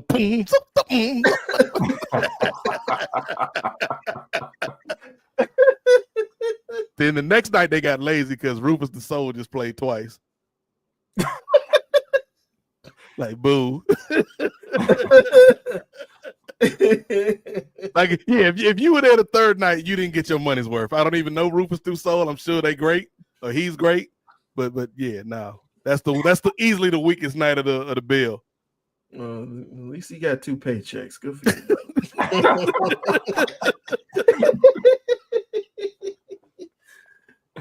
All right, and then Sabrina Carpenter and A$AP Rocky. Mm-hmm. Wow. Okay, so Ray, this brings us to another conversation we can have about this. Okay. Lollapalooza. It feels like a lot of these alternative festivals, Jay. A lot of times the alternatives that they lean towards are non-traditional artists. Like let's bring A$AP Rocky out here. Let's bring Tyler the Creator out here. Let's bring Baby Keem out here. Let's bring, whoever the rapper du jour is. And let's throw them on this show with all these alternative people, because the kids, they listen to all this alternative stuff, but they listen to the rappers too, because that's the music that their parents don't want them listening to. So they listening to the rappers. I like it. I like it in the sense that like I feel like music should be for everybody, but it also feels like, come on. I could understand, Jay, and I can't believe I'm having this sentiment. I could understand if I'm a Lollapalooza purist, right? And I'm like, dog, I came up in the gutters of Lollapalooza. We was listening to Jane's Addiction, 4 Non-Blondes, Hole. Who sang Black Hole Sun? Them dudes. Soundgarden. Soundgarden, man. Yep. Yeah. And now you giving me some Rufus Du Sol, Sabrina Carpenter, and Tyler the Creator? What happened to the Lollapalooza I used to know? Right. But this ain't brand new, Nate. I mean, like, think about it when they did the Woodstock back in the 99. They had Rapper Phil before. They had Korn. Korn was touring with West Side Connection, Ice Cube and them. This ain't brand new. This is a play that's been ran over and over and over again. It works. That's the way you stay in business for 15 years with a festival that don't nobody care about, Ray. You get some brothers. You get some brothers and sisters on the card, like Doechii high right now. People be doing all them anxiety TikToks. Somebody call Doechii. 100%. Right. Yeah, she having the moment, man. She having the moment too. But yeah, it's crazy. Like you were saying, it's crazy how this is how like you get the young folks, the young traditional crowd is just get some bands that their folks don't want them listening to, or like turn that hippity hop off, like put the hippity hop away. But you keep playing that music, you're not gonna get to go to the Cracker Barrel tonight. They changed the logo and everything. But even then, and like just to see it, not only are they having like they're having like some well-known rappers there, but you got country singers. Like, what are you doing? Like Luke Combs, who asked for this? You know what? It just hit me because I was off most of the day. Well, I was off all the day today, except for that hour mandatory voluntary call that they had me get on, Jay. But I was slow for most of the day. I was either doing laundry or just kind of, chilling, just relaxing. I worked out a little bit, and then I was like, you know what? I'm gonna play me some Madden. I'm gonna get on this Madden real quick. And the Madden 26, it's pretty decent. It's every year Madden is kind of the same, but this year they made some improvements. But the Lollapalooza lineup is like the Madden soundtrack every year. It's like you gonna get these random ass rappers, you gonna get an old actor too thrown in the mix, and then you gonna get this new random person, and then a country song for no reason. I can't tell you, Ray, how many times a day I'm playing a game, and it's like they was playing some Nas at one point during the game. I'm like, cool. They played Freak on a Leash, Korn, as a matter of fact, is on the soundtrack. That was cool. They played the damn Buddy Holly joint from Weezer, which just was a trip. Like I'm playing Madden to the ooh wee ooh, well, it's just like Buddy. Oh, and Saquon breaks free for another one. And then out of nowhere, I'm playing it, and then all of a sudden, it's just this random. I think it may have been Jelly Roll, but it's just like, I want to thank you because I went through my addiction, and all of my afflictions. I'm like, this ain't really getting me hyped to play this game. I know, right? Nobody goes through this life on a winning streak. Like, it's not a bad song, but it ain't the type of song I want to hear when I'm playing Madden, though. Right. And like Shabuzi was the hot go-to for a while too. Oh, like, yeah. Shabuzi was like their country go-to on Madden for a little minute. And that's the thing. It's like that man came. Like, does he have any other hit? Like, why would you make a one-hit wonder your one-hit wonder? And now it's smart, like, brother. That's recycling. But you ain't got no other hits, brother. You gonna jinx yourself? The only other Shabuzi song I know is and it's because I played Madden last year. Good News. Good News. All right. Yeah, and again, like Ray, like you playing the game and they playing all these cool songs, man. Like what was it? Shoot, who's my guy? Damn, I'm blanking on his name. But Etouffee is the song. It's a great song. Like in damn, I can't even think of whoever sings it, man. But it's Vince Staples. Etouffee. It's a great song. There was a couple other good hits on there, and then all of a sudden, Shabuzi. I need some good news. Sitting here sipping on the cold truth. And told you. Like, I don't even want to play the game no more, Shabuzi. Like, you took all the music. This ain't football music, brother. You gonna give me some country in my football? Give me some Hank Williams Jr. I know we canceled him, but bring him back. I ain't gonna lie. Do y'all remember? And this is a random ass topic. This is why I love the parlay. But do y'all remember, like, Hank Williams Jr., for those that don't know, he used to do the theme song on Monday Night Football. All my rowdy friends is coming over tonight. We got the Packers and the Bears getting rowdy tonight. And insert your theme there. But then Hank Williams Jr. said something about Obama. I don't know if he said he wanted to shoot Obama or something crazy he said about Obama. Because people was talking real reckless about Obama. Him, Ted Nugent, it was a bunch of people that was talking reckless about Obama back then. And Hank Williams Jr. got suspended. He either got fired or suspended from Monday Night Football, so he couldn't do the Monday Night Football song no more. Corporations being corporations, they like, we fired Hank. Instead of just getting another country person to do the song, let's get the most non-country people we could get. And they got like some black people to sing the song. And then finally, I think after about a year or two, they was like, you know what, Hank, time has passed. Come on back. But we can't let you do it by yourself, Hank. You can't do it by yourself. In order to show unity in the country, Jay, we're going to have Hank Williams Jr. We're going to have, I think it was like Florida Georgia Line.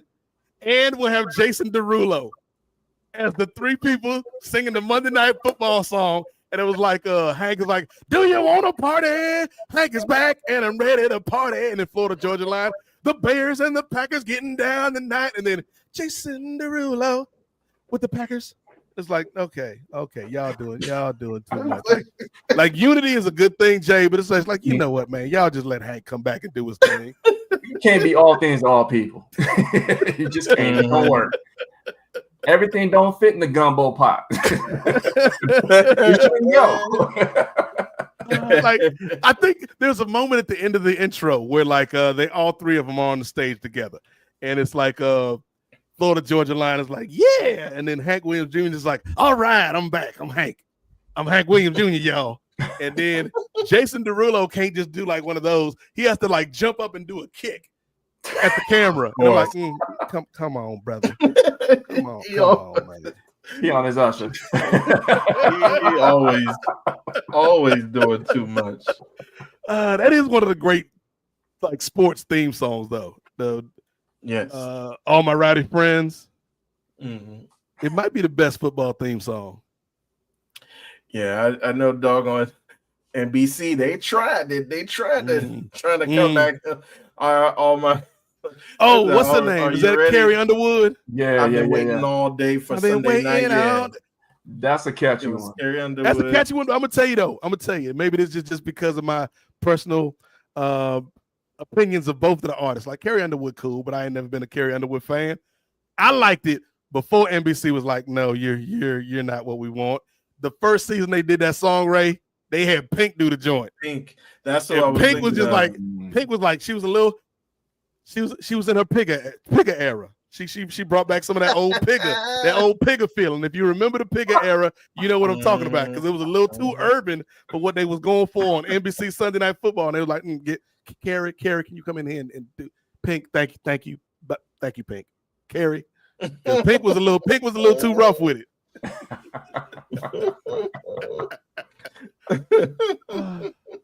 I take back everything I said about Lollapalooza, Ray. They gave us this beautiful conversation, brother. All right. And we were trying to think of some current bands. Well, of course, Brittany Monet was able to help us out. She was like, Sleep Token and Bad Omens. Don't know who either of those are. But Fall Out Boy still makes music. The Home Team, State Champs, Magnolia Park. So maybe they should have had them on a lot of. So here's a funny thing, a little story about me and Brittany Monet. So Brittany Monet, y'all know that's my peoples. I'd have been doing podcasts with Brittany Monet for a little minute now. She tried to get, I think it was the Home Team who does make, they do make good music, but she was like, hey, you got to listen to the Home Team. You got to listen to the Home Team. I'm like, okay, I'll listen to the Home Team. She sent me the link for Spotify in our little chat, and I didn't listen to it for like 3 weeks, maybe a month. And like every time she would ask me, she'd be like, hey, what do you think about the Home Team? I'm like, you know what? I'm still processing. I'll let you know once, I'll let you know. And then finally, I think it was after a month, she was like, yo, did you ever listen to the Home Team? And I was like, I think I saw the message at like 2:00. I went to Spotify, listened to it, and then hit her back at like 2:15. I'm like, yeah, man, they cool, man. I like this particular song in particular. But no, like after that conversation, I did listen to them. Home Team is good stuff. I like Home Team. I don't know none of them other people she said. Hey, Sleep Token, that's what I call my melatonin. Right. Like, this is, like Sleep Token, Graveyard Smash. Like who are these people? And then she says State Champs, Magnolia Park. I know Lincoln Park. It's right at Magnolia Park. You just got to take the next exit. Sunset Park, I remember that. Yo, okay. That's who Lollapalooza needs. So y'all remember, all right, so we had the original grunge people, then we had like the people like Linkin Park, whatever, Korn, whatever. But there was like this random period for like a good 10 years where you had people like Shinobi Ninja just pop up. You had my boy that was part of was he part of are you thinking Onyx and Biohazard? Well, no, not Onyx and Biohazard, but it was the dude that was part of Linkin Park that did his like little side project. Like Fort this is Minor. 10%. Fort Minor, yeah. 20% pain, 100, and then you remember the name. Like that ilk, like not the Wu-Tangs of this genre, but like the Gravediggers of this genre. Like the Gravediggers is cool, but they wasn't Wu-Tang. Much like Fort Minor was cool, but they wasn't Linkin Park. Like where the mid Carters, Jay, if you will, of this genre. If you like Wu-Tang, you love the Gravediggers. Gravediggers is like that first album. I haven't listened to any other Gravediggers album. I don't even know how many Gravediggers albums they are. But the first one I loved. It's just so random and weird and like spooky. And like there's I forget the line. I think it's on the song Suicide. Like suicide. It's a suicide. And there's like basically like the Gravediggers are like trying to influence people to kill themselves. It's like, oh, that's not a heartwarming message for the community. But the line that gets me, it's like so he's talking to this rich kid, and he's like, say, you little rich kid, what's your beef? And then he's like, he's because the kid is darker than his parents, and he's like, well, maybe you're Sicilian with the tan, but you hate lasagna and the pizza man. Like that's just a random line in this song. But I don't even like. It's just like the randomness of like little side projects like that, because that's not something that they would have put on a Wu-Tang record. But it's like all of them were high. I'm assuming, Jay. I think that's a reasonable assumption to make. got all the cutting room floor material. Yes, all the cutting room floor material. He's like, hey, I got this bar about this kid who think he's Sicilian, but he don't like lasagna or pizza, man. Put it on the record. Put it on the record.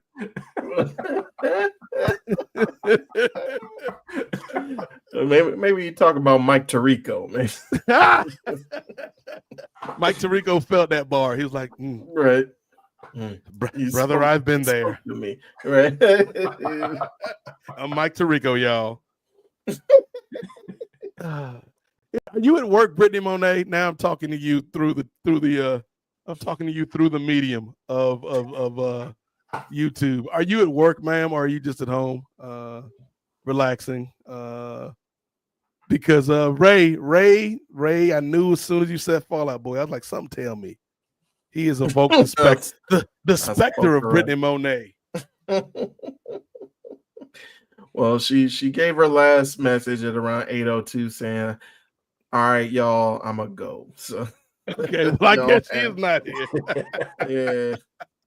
Well, you know what? Brittany left. I think it sounds like she was off because either she was off or she was being a very irresponsible worker, or she was on her lunch break. One of the three. There's three options you could choose. But maybe Ray, if she was off, she decided she had to go and spend some time, taking care of herself. It's very important. Self-care is very important. And one of the ways you can take care of yourself, Jay Lacey, is to, just take a walk. Sometimes you might take a walk by Lincoln Park, Magnolia Park, South Park. Y'all remember that rapper South Park Mexican? South Park Mexican who had a record called You Know My Name, and it was like his first record that hit big, and like, no, we don't, brother. He's like, you know my name. I'm SPM. I'm that man they call South Park Mexican. I'm like, still don't know you. Still don't know you, brother. But you can walk by any of them parks and find a nice little pond, Ray. And there may be some ducks upon that pond. So let's feed some ducks, ladies and gentlemen. Hit the music, Ray.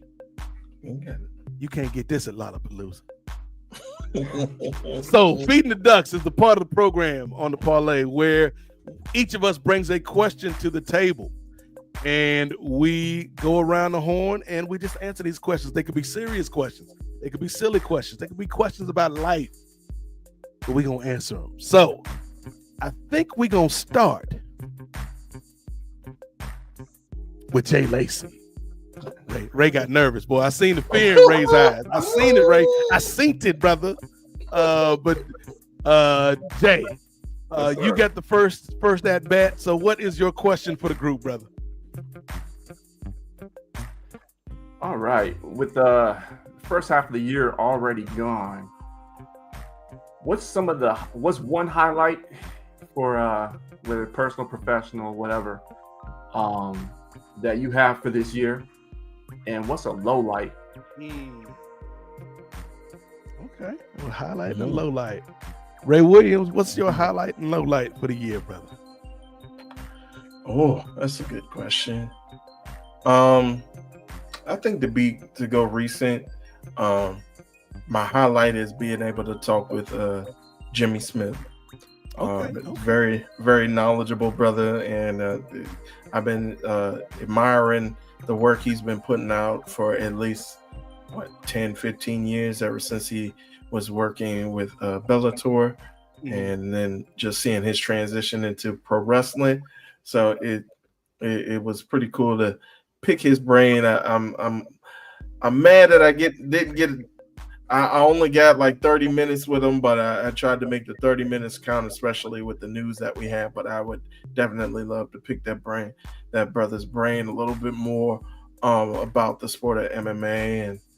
And but I think that's my highlight right now this year, and especially with him kind of being like, I love John and having John Pollock on the show. It seemed like John Pollock family already. So it seemed like John Pollock was helping us out. He was doing us a favor. But it's still great to talk to John. But I think like Jimmy was kind of like my first. It seemed like my first big. Plus John is your boss one night a month. That is true. That is true. So that's my highlight. You know what? Low light, Ray Williams. I think. Is it that you missed Lollapalooza this year? It's actually that we got a more in the end of the career Cora Jade. No, he trying to frame it like it's a joke, Jay, but that's the real answer. That's the real answer. That's hilarious. The milk's gone bad. Oh well, I mean, a low light. I don't think I really had any low lights so far. As far as Nefarious is concerned, I think we're still building, especially with us starting off this year at the beginning of this year. I think we're still building and we're still growing, and I don't think I have many lowlights as far as Nefarious is concerned. I do in my professional career, or as far as like the shoot job, I think not a low light, but something that I think I'm kind of not regretting, but I'm moving into. I don't know if you were here earlier, Jay, but I'm moving into a different department at my high school, and while I think I'm excited for working with those kids, it's just seeing the closing of an era for me in the program, or getting close to the closing of an era with me having one more student in my prior program to help him graduate. I think it's bittersweet just to see the transition and trying to help him before he ends up getting out of high school and trying to get himself situated and his family situated for what's going to come next after high school. So I think it's not a low light, but kind of a bittersweet moment right now. Got it. So, Okay. how about you, Nate? And I'm, given what Ray just said, I'm gonna let it slide because we all know his real low light was Corey Jade. He tried to throw us off the trail. Jay Lacey with the little. Oh, it was just a jokey joke. So all jokes have a little bit of truth in them, Ray Williams. Just a shred, just a kernel. For me, the highlight, I would say a couple things in terms of highlights for the year. Of course, obviously, Nefarious. We 7 months into the game. Been growing exponentially, I would say, and not only in terms of the programming. Because if you look at this channel last year, we had 2 programs, I believe, that were ongoing programs. We had the Kings of Sport, and we had Styles Break Fights, SBF. And that was it. Like every now and then you get an Avengers Initiative or something like that. But for the most part, we just had them 2 shows. And then this year, we've got Kings of Sport. We got the Parley. We got SBF. We got Ring Theory. And we've got all of our live watches that we've been doing, including all 7 games of the NBA Finals. So, I've just been very proud of the work that we've been doing here and the team has been doing. And again, to my point earlier, if you would like to help us out with some production aspects here at Nefarious, answer the call, much like Jay Lacey did, much like Gerard Brown did, much like Ray Williams did. Answer the call because we're throwing it out there to you. Nefarious has definitely been a highlight for me this year. I would say my second highlight would be just kind of personal growth. Like there's been some personal growth with me, and just kind of, personal and professional relationships, and just kind of walking into that, Jay. Because sometimes, people are not very readily available to change. And I think sometimes, like, even if it's a small change, sometimes people are like, nah, I'm not going to do that small change. But, just kind of saying yes to more things, has been a highlight for me this year because it's opened up some doors and things of that nature. So those are my 2 highlights. My low light, I would say, just not being where I want to be from a physical standpoint. Like I'm doing decent with checking my weight and my blood sugar and all that type of stuff. Trying to maintain this machine, Ray Williams. Mm-hmm. Make sure I put some good premium up in here. Don't want to put none of that regular gas up in this machine. But yeah, that's the only thing I would say, like maybe a low light. Because the older you get, the more your body will start to tell you things. And so, yeah, like I just need to kind of take a little bit better care of myself. Not that I'm not taking care of myself, but I'm not as far along on that journey as I would like to be. But I'm gonna get there, Ray Williams. I hear you, brother. Hopefully you can motivate me too, man. Because I'm glad I'm not like 300, 400 pounds, but I can still stand to lose some and have some discipline with my diet. Look, we got to tighten up, Ray. Especially if Joy Taylor comes on this show, we all got to make sure that we looking right and we looking respectful and presentable when Joy Taylor comes on the show. I'm gonna need you to get on that Keyshawn Johnson plan and get them abs popping, Ray.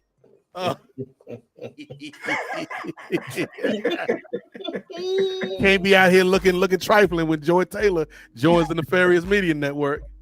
Definitely. Jay Lacey, you asked the damn question, man. What's your answer, brother? Oh, all right. So I'll start with the low light first, and it's very similar to you, Nate. My personal health, So I could do better. I could definitely improve. I did go to the doctor, and I kid you not, earlier this year, my doctor called me skinny fat. And I'm like, yo, that's crazy. Okay, so I don't want to get on no medication, right, anything like that. So I put myself on a 30-day diet and got my numbers where they should be. So I'm not on medication to regulate any type of anything. So thankful for that. So that's a low light, but it did turn into a highlight for me to, basically take care of myself, not only physically, but also, mentally, emotionally. And that turns into another highlight is like connecting with you guys, just some other like-minded individuals that are, interested in like combat sports, interested in, bringing truth to power and things of that nature. So yeah, so that's a real good highlight for me. So I'm just thankful to be able to connect with you guys and contribute any way I can. So that's where I'm at. So thank you. Okay, we appreciate you, brother. Look, Ray. Look. He trying to butter us up. You ain't getting to come in the car, brother. Don't try to butter me up. You ain't getting no raise, Jay. Especially if we bringing Joy Taylor on. She taking all the money. All the theoretical dollars, brother. But Ray, he don't understand how we got him though. Because I remember this, pulling back the curtain, when we first talked to Jay and Gerard, one of the first things I asked the brothers was availability, because I want to be respectful of people's times, because I know people got wives and kids and jobs and stuff like that, man, and I know nobody's making any money from this yet, so I want to be respectful of people's times. I was like, Jay, what can you do? He's like, man, I could do maybe like 2 shows a month. I'm like, 2 shows a month? Cool, we got you. How many shows this brother be doing every month, Ray Williams? At least like 3, 4, 5. Right. We got him now. Right. We be catching them on twice a week, not twice a month. What happens is my schedule kind of opened up because, again, going to some low lights, some relationships kind of fell through, and it's like, okay, well, now I got some time to go ahead and, have that extra time. So nothing personal. Me and the wife, is still good. We still grinding. It's just professionally, I was, doing some other side projects, and then those side projects, went to the wayside. But when the door closes, another door opens up. So this door opened up. So here we are. So Jay's feet pics wasn't selling on the streets, is what he's saying. Nah, they weren't really. I mean, my toes were throwing up West Side. Nobody's interested in that.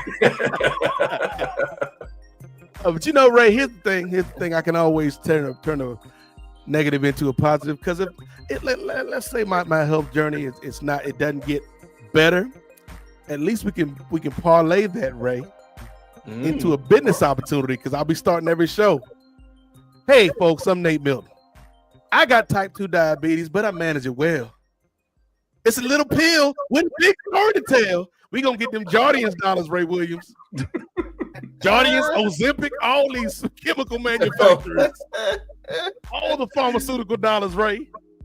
Dude, it's so funny you say that, because I was actually, I don't know if it was this morning or last night. It was like a CBS This Morning featurette that they were doing with a bunch of people that are popular from commercials. Mm-hmm. And of course they had Flo from Progressive. Yep. And your boy Mayhem from Mayhem. And then they had that lady from the Jardiance commercials. You're gonna be a lot of Palooza next year. Rufus Del Sol twice, plus the Jardiance lady. Hey Nate, you thinking about this all wrong, bro. We should start our own Parley Palooza. Okay. Get them people out here. Okay. I like that. We get some of these hot new acts out here, like Fall Out Boy. You see, you're the one that's making Brittany mad. See, I thought they still hot in the streets. You making them see. Yeah, wait till we do that Fall Out Boy Mumford & Sons collab. It's going crazy. It's going crazy. Oh Lord, I would pay to hear that. Like, who was my other group, man? There was a bunch of them type of groups. Damn, they felt kind of Oasis-ish, but I know they weren't Oasis. They had Starlight was one of their songs. Muse had a little season. Muse, because they had the Starlight, they had that like Uprising song. Mm-hmm. And then they just kind of disappeared. I just knew them from Uprising. That's it. Yeah, the Uprising joint that they use for that. The only reason I remember Uprising is because the Mike and Bob show. Shout out to friend of the program, Bobby Fresh, that I used to listen to on the radio out here. Was one of the songs they would play because it was an alternative station. So that was getting heavy spins. But then when they did the TV revival of V, the Alien show, that was like in all the commercials. And then that show turned out to not be that good. And it was like, okay, that's it. No more V. But Ray Williams, we'd have stalled enough. You'd have had time to think of a damn question. What is your question for the group, brother? All right. Well, I tried to think of a more introspective question, but I ended up falling back on my lazy question that I was thinking up as you were trying to make us sweat with your decision on who was going to start. So we're talking about music. So who or what song would you choose to be your walkout song if you were ever in professional wrestling or in combat sports? What would be your walkout song? Okay, that's a good question, Ray. Jay, what you got in mind? I need to find the name of the song real quick. Give me a second. The Mumford & Sons. Fall Out Boy. It's Fall Out Boy. Okay. Shout out. It's the song is called "Eyes on Fire" by songs by Blue Foundation. Okay, I don't know that one. Yeah, if you ever hear that song, I mean, it's man, that would be my walkout theme because it starts out kind of dark. And honestly, what I heard too, and I don't know this to be true or not, but I've heard that this song was on the Twilight, on the Twilight soundtrack or whatever. So it's got that kind of dark feel to it. But I mean, one of the lyrics is I seek you out, flay you alive. I was like, okay, that's my song. Yeah. So if you're talking like that, we about to get real busy in there. So so that would be my walkout thing. Okay, I'm not mad at that. Yeah. Jay, don't put the money family. Don't. We already know. Nate, you check that song out? Nah, not yet. 2 years. I'm still processing. I'm still processing it, brother. I got to absorb the music, brother. but Jay, you ain't got to lie, brother. We family. You know the Twilight movie was how you got onto the song. You know. Honestly, You ain't got the lie, brother. I think it may have been on the Twilight soundtrack. Well, you know you Team Edward, brother. Track number 14. I told somebody I liked the song. They're like, "Oh, you watched the movie?" I was like, "What movie?" Like Twilight. I was like, "Never seen that movie." The way I found it, the way I discovered it was I had a car. I had a what was it? It was a Corolla. And when you bought the Corolla like years ago, they would give you like Sirius XM for like 30 days or whatever. They never switched it off. So I had Sirius XM for the duration of I had the car. I had the car for like 5 years. So I was listening to like all kinds of like Sirius XM stuff. So that song was on one of like I was really heavy into dubstep like 10 years ago. So that came on there, the remix of it. So I went down this whole rabbit hole of Blue Foundation. Let me hear the original sound of it, and I fell in love with it. I'm like, yo, that would be a dope walkout theme if I ever, in another life was a fighter or something, So that's how I got introduced to that one. Okay, gotcha. Okay. I'm not mad at that at all. But yeah, I really Sirius XM though. So I got a couple of them. And it's gonna be my wrestling walkout because I ain't doing no damn MMA fighting, Ray Williams, especially not for Dana White. So if because we all know, like in this hypothetical situation, Ray, I'm in the WWE, and we all know there are only 5 categories that an African American is allowed to portray in the WWE. Indeed. And they are as follows. Number 1, angry black person. Number 2, happy-go-lucky Negro. Number 3, old school stereotypes. Preachers, pimps, hustlers. Number 4, new school stereotypes. Rappers, gangbangers, spoiled athletes. And then number 5, athletic black person with no backstory whatsoever. Those are the 5 categories which you are allowed to portray in the WWE. And so if I'm going to be a new school stereotype, if I'm going to be that thug Ray Williams, it's going to be Ludacris, Southern Hospitality. Oh, them bows. Banner, banner, banner. Like that's just the driving beat. Yeah, like that's a heel. That's a Negro you want to boo, Ray Williams. What is he doing here? He's back. He's throwing bows all over the place. So that would be my new school stereotype song. If I'm happy-go-lucky Negro though, Ray, this is where it gets crazy. Because if I'm happy-go-lucky Negro, there is a song by Cameo called Rigor Mortis. I don't know if you've heard that one. It's like, I don't know, but Rigor Mortis.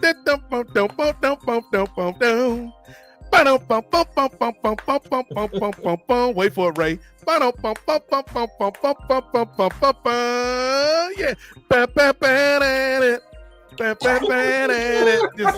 That's a happy-go-lucky Negro song, Ray. I'm just high-fiving the kids on the way to the ring. That's my baby face happy-go-lucky Negro song, Rigor Mortis by Cameo. But finally, Ray, so we got the new school stereotype song, Throw Them Bows by Ludacris. We got the happy-go-lucky Negro song, which is Rigor Mortis by Cameo. But if I'm angry black man, I gotta go to the angriest black record I can remember in my life, and that is Ice Cube, The Predator.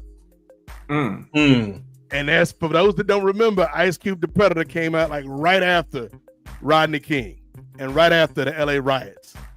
And so my song of If I'm the Angry Negro is When Will They Shoot? And I don't know if you remember this one, Jay Lacey, but it was like stalking in my big black boots. Boom, boom, boom, boom. Ooh.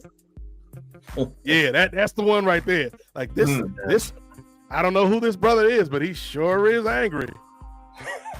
Like, so those are my 3 choices. Ice Cube, When Will They Shoot? If I'm an angry black man. Cameo, Rigor Mortis. If I'm a happy-go-lucky Negro, high-fiving the kids. And then Ludacris, throw them bows, Southern hospitality. If I'm the stereotypical thug or athlete, Yes. like I could be a stereotypical athlete. Like he's the Shador Sanders of wrestling. He's so arrogant. He came to the production meeting wearing headphones. Can you believe it, guys? Who does he think he is? But you asked the damn question, Ray. Oh my gosh. Yeah. Who does he think he is? The entitlement, Ray. The entitlement. But you asked the damn question, Ray Williams. What you coming out to? What Fall Out Boy song you coming out to, brother? So, no.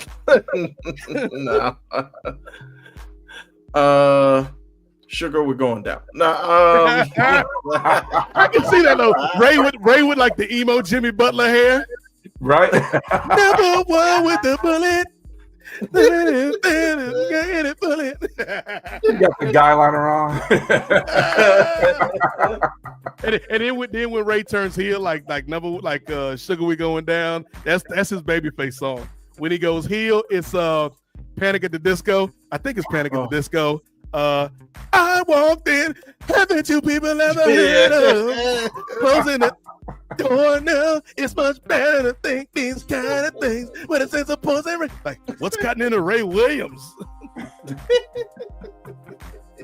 That's the Ray Williams heel theme. Just coming out with the emo Jimmy hair over one eye. Doom, doom, doom, doom, doom, doom, doom. Oh, what a minute. But the poor girl is a whore. I came in with 11 people ever heard. Yo, that character's gonna kill it, Lollapalooza, Ray. It's okay. Heel emo Ray Williams. I just gotta figure out what kind of perm that brother had. Look, Jay, he's gonna have the Killmonger haircut, but instead of like the full Killmonger, it's just gonna be permed on one side, covering his eyes. Like, what is this brother doing? Oh, with a sense of poison, rationality. And then that's his finisher, poison rationality. I see what you did there. That's gonna be your world champion. Earlier we discovered that Ray's gonna open his own federation, Jay. Just for the sole purposes of having a women's division, so Mercedes Moné can come in and win their belt. It's gonna be called R&R, Real Naysayer Wrestling. And that'll be Ray's gimmick when he's the champion of Real Naysayer Wrestling. The urban emo Ray Williams. Urban emo. Can I say my songs? What's your songs, Ray Williams? Like you stole them all, guys. I was gonna do poison rationality. Shout out to Panic at the Disco, by the way. Wherever you are. Franz Ferdinand, take me out. I love that. You bringing up songs that is a good song. I can't even front. Franz Ferdinand joint. It's a good song. But there are a few there are a few I kind of have like an honorable mention. Like some already are taken. There's one that was taken, but since somebody had to choose another song, even though it got a bunch of black people playing on it, and it's a very legendary song. I still prefer the other song he had, but we won't rehash that that debate. But Killswitch Engage, they had a song who Roderick Strong now uses the End of Heartache. That's a great song. If I wanted to use it. Outkast B.O.B. Okay, that's a good one. That's a good one. If Tony will let me, if he could pay those royalties for it. Who else? I think there was one more. Oh, I don't know if you guys. I'm sure you guys have heard of this song. It's like an old. It's like a classic song. It's Time has come today. Oh wow. Wow. Damn, that's a random ass song, Ray Williams. I know that it got like a bop. It's got like a good bop to it too. You going back for that one, brother? I know. Right? What was old is new again. Look, his next song, Jay, gonna be that damn turn for everything. Turn. There. Here comes your world champion, Ray Williams. There is a season. Turn. Like, what in the Wonder Years is going on here, brother? Wow. The Wonder Years. It's like, wait a minute, Joe Cocker. Why is it? Your time life music ass.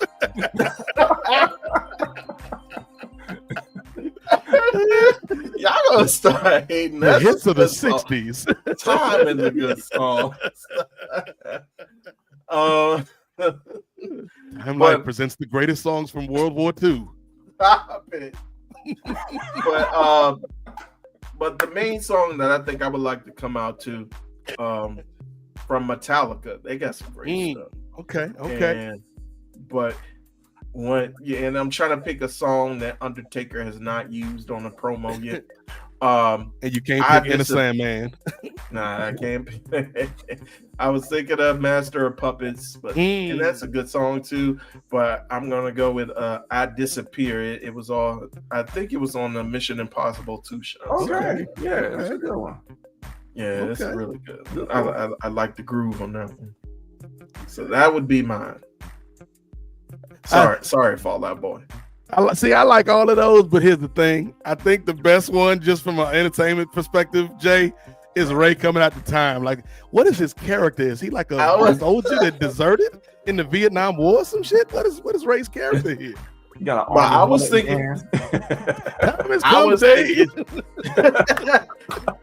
was thinking that would be like my MMA walkout song. Oh, okay. It's like, it's time for you to catch this beat down. That's what it's time. You're gonna catch this beat down from this song from the 70s, from 1968. You're gonna catch this 68 beat down. Turn back the clock. Like,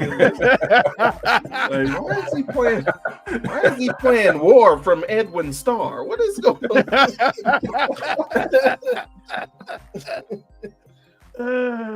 This Negro Ray he is going back in time for this one. Just all the favorite. Your Time Life presents Ray Williams walk-up music. All the hits from the 60s and 70s. Sonny and Cher, I got you, babe. Like, that's not a fight song. That ain't no fight song, Ray Williams. See, we're supposed to be fair. I come out, I'm being vulnerable. I spoke from the heart. No, I'm being attacked right now. That's another song Ray could walk out to. I left my heart in San Francisco. Like, that don't fit. That ain't no fight song. Tony Bennett? Tony Bennett. Your old blue eyes? Dean Martin? What is you doing, Ray? How you gonna get hyped to crooners? Right. Ladies and gentlemen, y'all give it up for the best fighter in the division, Ray Williams. Fly me to the moon. Like, no, brother, no. Great song, but I would not walk out to that one. Y'all give it up. This man is a killer. He done beat everybody. He done cleaned out the division. Y'all give it up for Ray Williams. When the moon hits your eye like a big pizza pie. Like, no, brother. That's Ray Williams. All right. We definitely getting copyright stripped on this. So my question is, so I was having this thought earlier today, man, watching what's going on in the country. My parents, they hit me up this morning. They taking a trip to Baltimore for the week, catch a couple Orioles games, just spend some time chilling, whatnot. Nice. And for those that are following current events, Baltimore is one of the cities that has been targeted by President Trump for its crime, even though crime is down from what it normally would be in places like DC or Baltimore.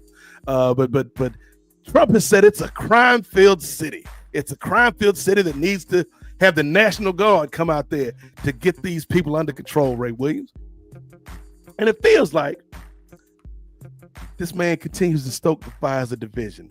And I'm not saying I want it to happen. I'm not even saying that it will happen, or I think it will happen. But let's just say, Ray, let's play a hypothetical here. What if America had another civil war? And we know what the lines would probably look like demographically speaking, Jay. Who would be on what side? One side would look like January 6th. The other side would look like a WWE Raw crowd, more like a representative sample of America. And then the other side, like I said, January 6th. My question to you all is, if we did have this hypothetical civil war, I'm trying to stay away from using the term I actually think about that we are headed to. But I think civil war is the nicest way to put it, Jay. Because everybody could participate in the civil war. It's not, the lines aren't so clearly defined in a civil war, but I do feel like certain people will be on certain sides of the fence. So I'm just gonna say it, Ray Williams. If there are white people who have not declared their side in the war, and we don't know whose side they on, but you get to save one white person. Like you get to give somebody a pass, come over to this side. I don't know your politics. I don't know what your feelings are about this situation, but I like you. I like what you're an entertainer, you're a fighter, whatever. I like what you do. You can come over here and hang out with us till this war is over. You only get one pass. What white person are you gonna save with this pass? Ray, I know you got a lot of milk to think about, but Ray, what cup of calcium are you gonna bring over to the winning side? Stop it.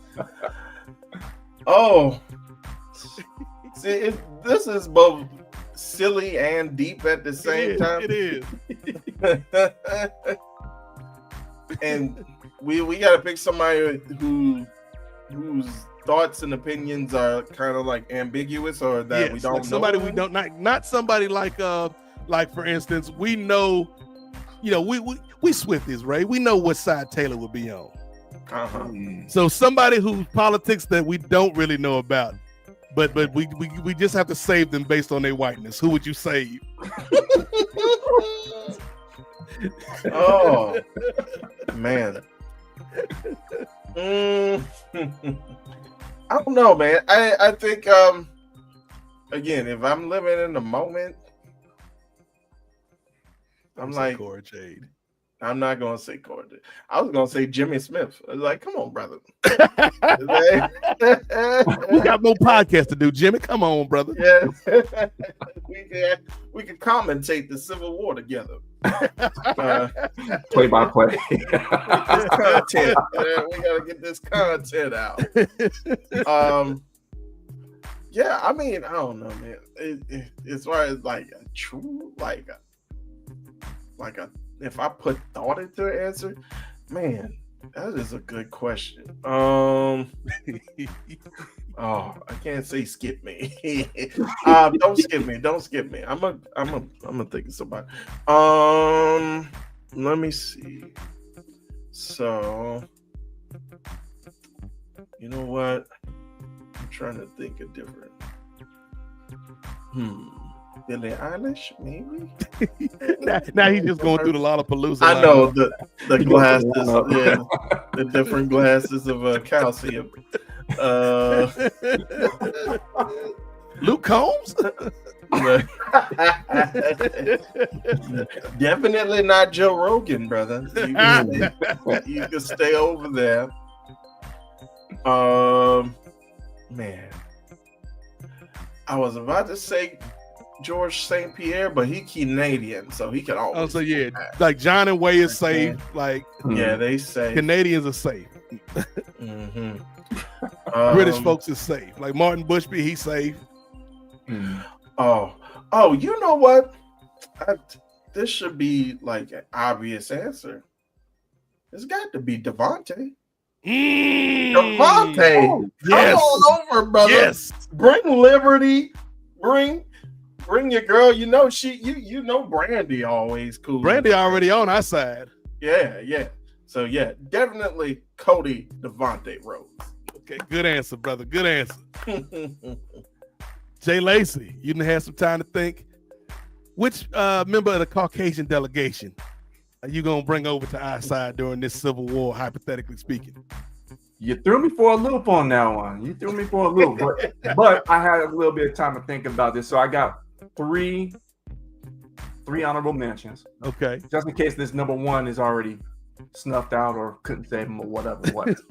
So honorable mention number one, the first person I thought of was Kelsey Plum. Oh yeah. Yes. Yeah, Shout out to Kelsey Plum. We'll keep you far away from Darren Waller, Kelsey. He ain't a threat. He's gonna be playing Night 5 of Lollapalooza with his bad breakup songs. The second person I thought of was somebody I think would be on our side anyway. Would be Jamie Lee Curtis. Okay. Yeah, thought about her too. I like that. And this man just watched Freaky Friday. Actually, before that, I was like, okay, she might be, she might be on the side with us. And then I instantly thought, like, okay, what about the male side of things? Bill Burr. I like that one. But then I thought about this other individual. I was like, oh, we gotta definitely. I know he's definitely for the cause right here. Gary Owen, the comedian. Gary Owen, yeah.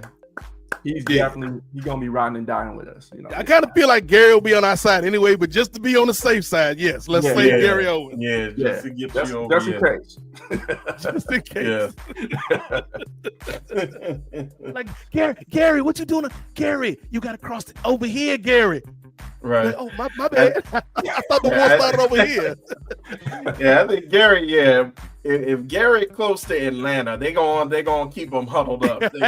All right, but Will Packer and them. Like, Gary, run to Tyler Perry Studios. We got a compound set up there. Hey, direct traffic, bro. You got it. Okay, I like that. So I asked the damn question, Ray Williams.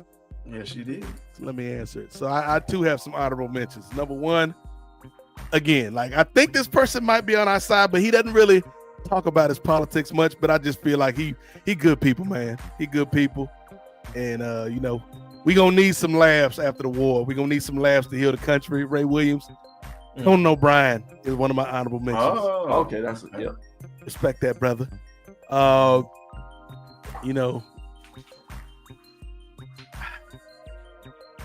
Sad thing about this is, I was gonna throw out somebody from the world of wrestling, but I think she's too far gone to join the right side of history. I was gonna say Nikita Lyons, come on over. Come on over, MAGA the Stallion. MAGA the Stallion. Come on over. She went from January 6th to January 5th, but no. By the way, did you catch? I think it was like a picture of her that was going viral. Yes. She was at the ball game with her son. With her daughter. We said yes. Yes. She was at the ball game with her daughter, taking a wholesome picture, but then in the background it was old boy from LFG and his son, and they just staring right at that cake. Both of them. Like, brothers, y'all just, I understand the little boy, he's still learning, but brother, you gotta be smarter than that. Thirsty. Just thirsty. Very, very thirsty. You make Ray Williams look like he's lactose intolerant the way you looking at that milk, brother. Oh my goodness. So yeah, no, Nikita Lyons won't be getting the invite. But then I thought about it, Ray. I thought about it some more. There's a lot of good people that we could extend this pass to. But I think there's one man that I'm gonna extend it to. Because I thought about Devontae, but I feel like Devontae is probably gonna join us anyway. Because 2/3 of his family is already on this side. Yeah. But there is one wrestler who, like, everybody love Ray. but don't nobody know this man politics really like talking about it. It may be hard to give him. It may be hard to give him this pass, Jay Lacey, during the war, because in order to give somebody a pass, you got to be able to see that brother.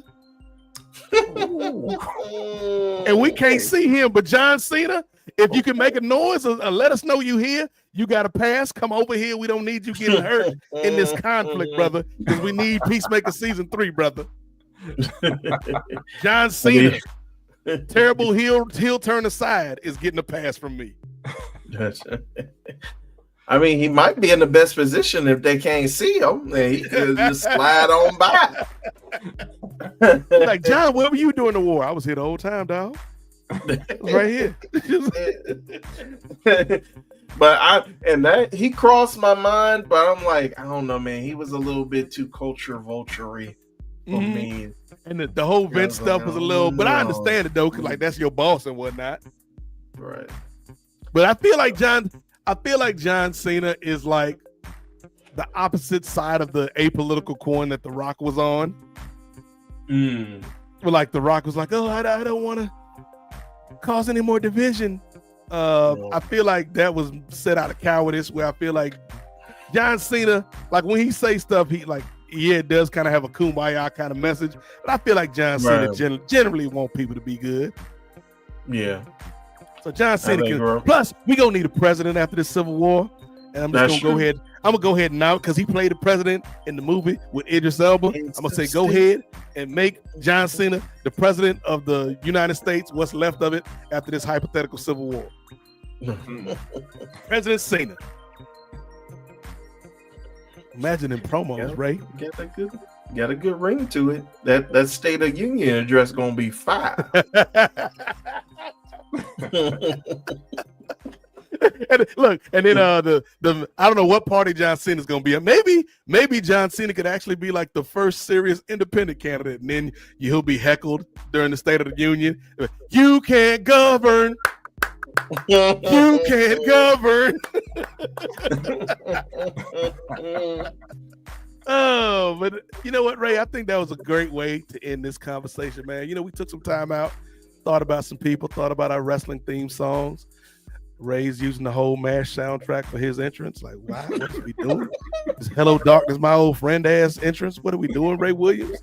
And then, of course, we talked about, just a lot of things, man. But life can be so peaceful, Ray, when you out here on the pond feeding these damn ducks. We did it again. Cut the music, Ray Williams. With your old mamas and the papas, California dreaming ass. Which I heard it through the grapevine.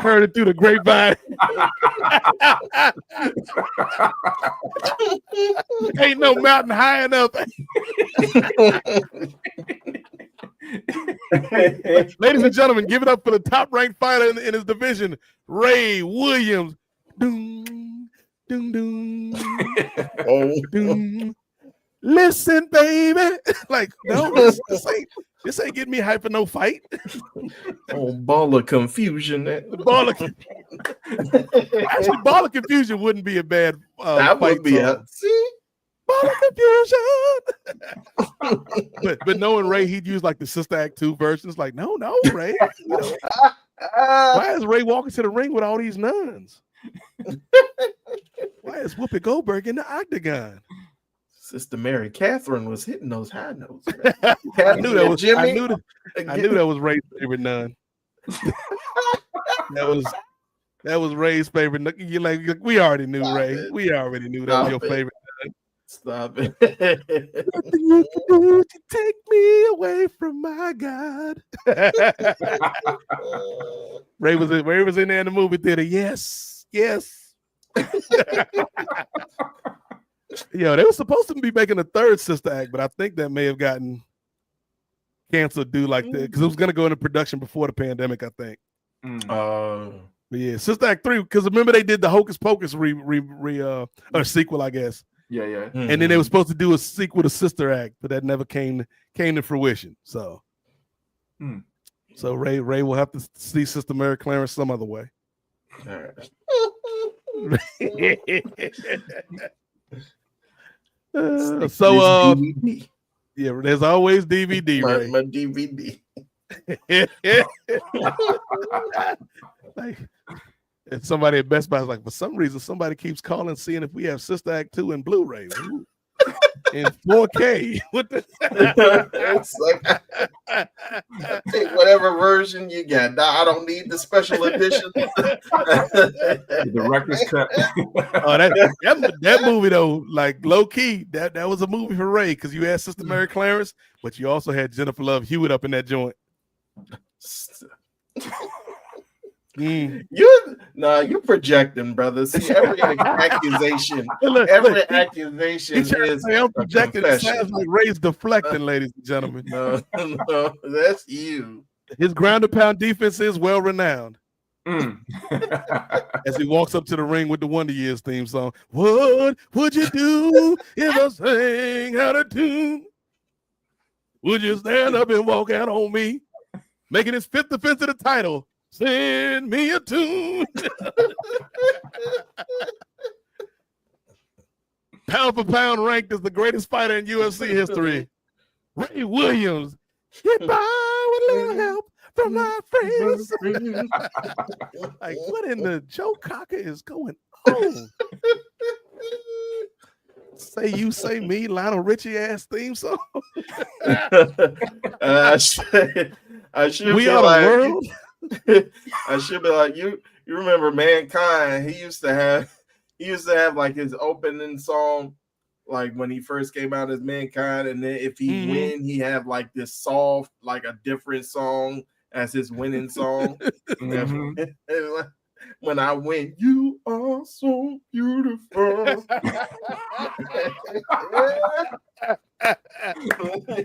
No. Ray's winning song and like, ladies and gentlemen, your winner, Ray Williams.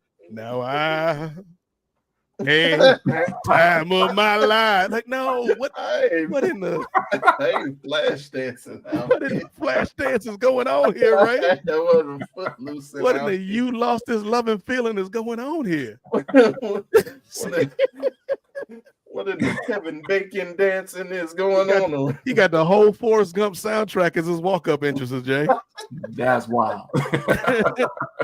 Now, I will tell you though, last thing off of that Forrest Gump, All Along the Watchtower, the Jimi Hendrix version. Oh yeah, that would be a hard walk-up song. Ding, ding, ding, ding, ding, ding, ding, ding, ding, ding. Yeah, that's what you need to go with, Ray. If you pull them from these Time Life songs. Speaking of Jimi Hendrix, you should just reclaim that Jimi Hendrix song. Voodoo Child. Voodoo Child. Oh yeah. I thought about that. Take it back. I thought about that.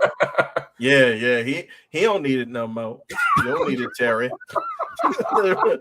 R.I.P. Terry. Ain't no walk. You ain't using it anyway. He was still trying to be a real American. So you wasn't using Jimmy. They ain't got wrestling in heaven.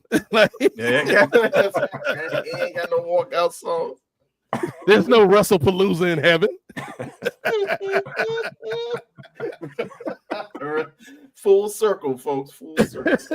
Yes, full circle as we come to an end of another episode of the Parley. Shout out to everybody that joined us watching live tonight as we wrap up the month of August. 1 week left in August, so if you still have a week left of summer, enjoy it. If you back on the job, back on the grind, hey, we are here for you to listen.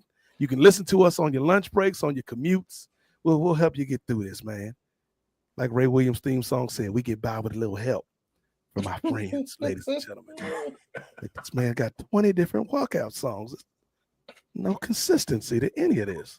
Right. Making his 10th title defense. Y'all give it up for Ray Williams. We are family. No, brother, that don't even make no sense in this context.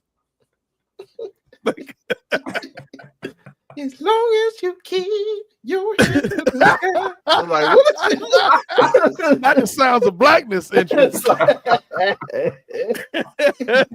Ladies and gentlemen, making his 11th title defense. Y'all give it up for Ray Williams.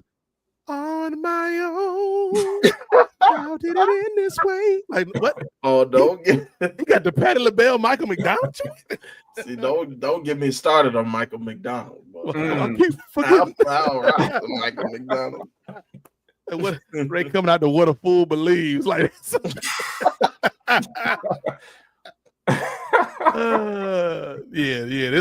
This that's we might have to run that topic back one of these days, like after a few months, see if we can get some more songs. From the like, why is Ray coming out to the Oak Ridge Boys? It don't make no sense. Oak Ridge Boys. Oak Ridge Boys, by the way, if you're wondering, they're gonna be on the other side during the Civil War because they are fully MAGA right now. And that I was like, damn, Oak Ridge Boys. I kind of suspected it, but I didn't need to know it. Oak Ridge Boys. I mean, it said it in the name, bro. It did kind of say it in the name. Dead giveaway. Like, what you want us to do, brother? Come on now. Got to stay on brand. So, speaking of staying on brand, thank you for tuning into the Nefarious Media Network. If you would like to support us, if you'd like to show us some love, head over to the Patreon because we are in the midst, Ray J, of the drive. For 500 Patreon subscribers, 500 YouTube subscribers is what we are aiming for. That's our stretch goal for the remainder of the year. If we can pass that before the end of the year, that would be great. But by December 31st, 2025, we want to be at 500 on both of those platforms. Be sure to follow us on IG, on Twitter, Facebook, TikTok, Threads, Blue Sky. There's so many damn apps. But follow us on all them apps. Use the hashtag NefMedia if you are commenting about some of the shows that we've done, and that will get you into the conversation. But Jay Lacey, we can't be here all night talking about Ray's ridiculous walk-up songs, but Jay Lacey, what have you got? Ray's like, how'd I catch a stray on the outro? On the outro, brother. Jay Lacey, anything you want to promote, let the people know about that last edition of Ring Theory, which popped off last week. Yeah, thanks, Nate. Ring Theory episode number 8 just dropped last week. If you haven't checked it out, go ahead and hook up with us, wherever you get your podcast, on YouTube.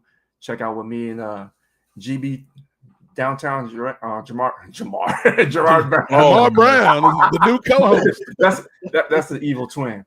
Check out what we was discussing on that. We had Ray on the episode too, contributing with us. So great topics. It was great. So you catch me here on the Nefarious, on the Parley, NWA podcast, on Ring Theory, as well as other outlets. Check me out on Instagram at Jarek Wins, Jarek_wins. And so that's all I got. I appreciate you, Jay. Glad the feud is over. The Kenny Omega fans can get up off your back, brother. Me too. It's all love, though.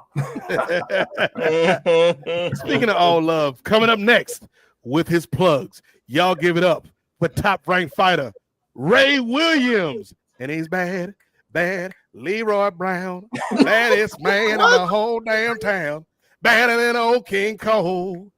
Meaner than a junkyard dog. That would be a random-ass walk-up song, just Ray.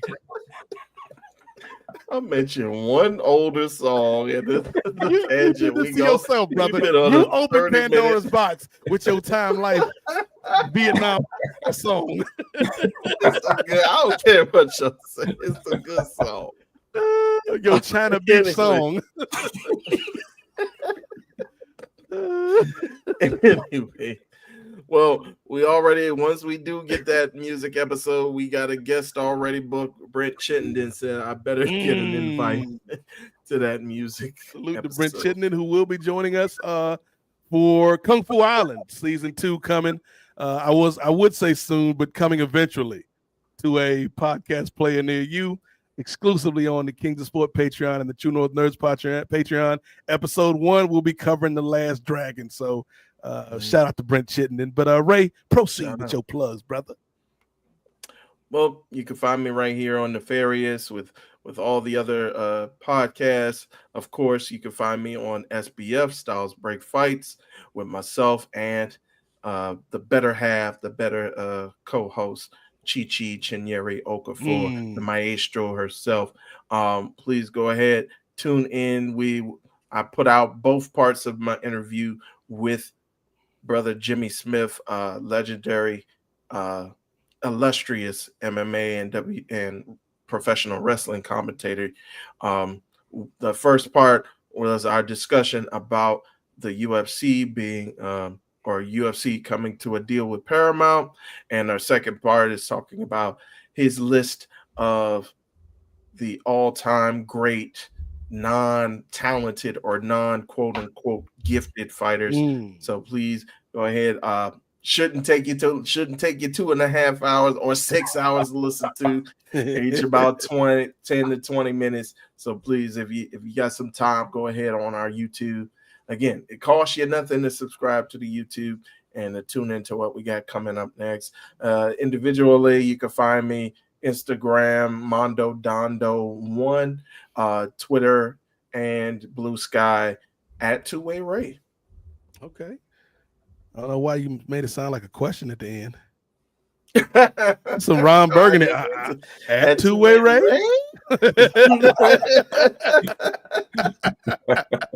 But shout out to Ray Williams for all the hard work he does here at the network and what he brings to the table. And again, if you would like to help Ray and Jay out, because Jay's been doing some producing for us here lately, answer the call, take up the Mustang Challenge, because we are looking for some people that are gifted and talented and passionate about editing and production and stuff like that, because that would really help us out here at Nefarious. For me, find me on Twitter at Nate Mosaic, in the number 8 MOZAIK.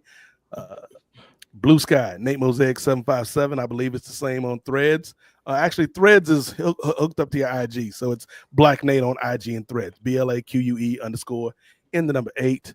And then Facebook, you can try to get me on Facebook, but again, like I said on the NWA podcast, you're probably gonna get blocked.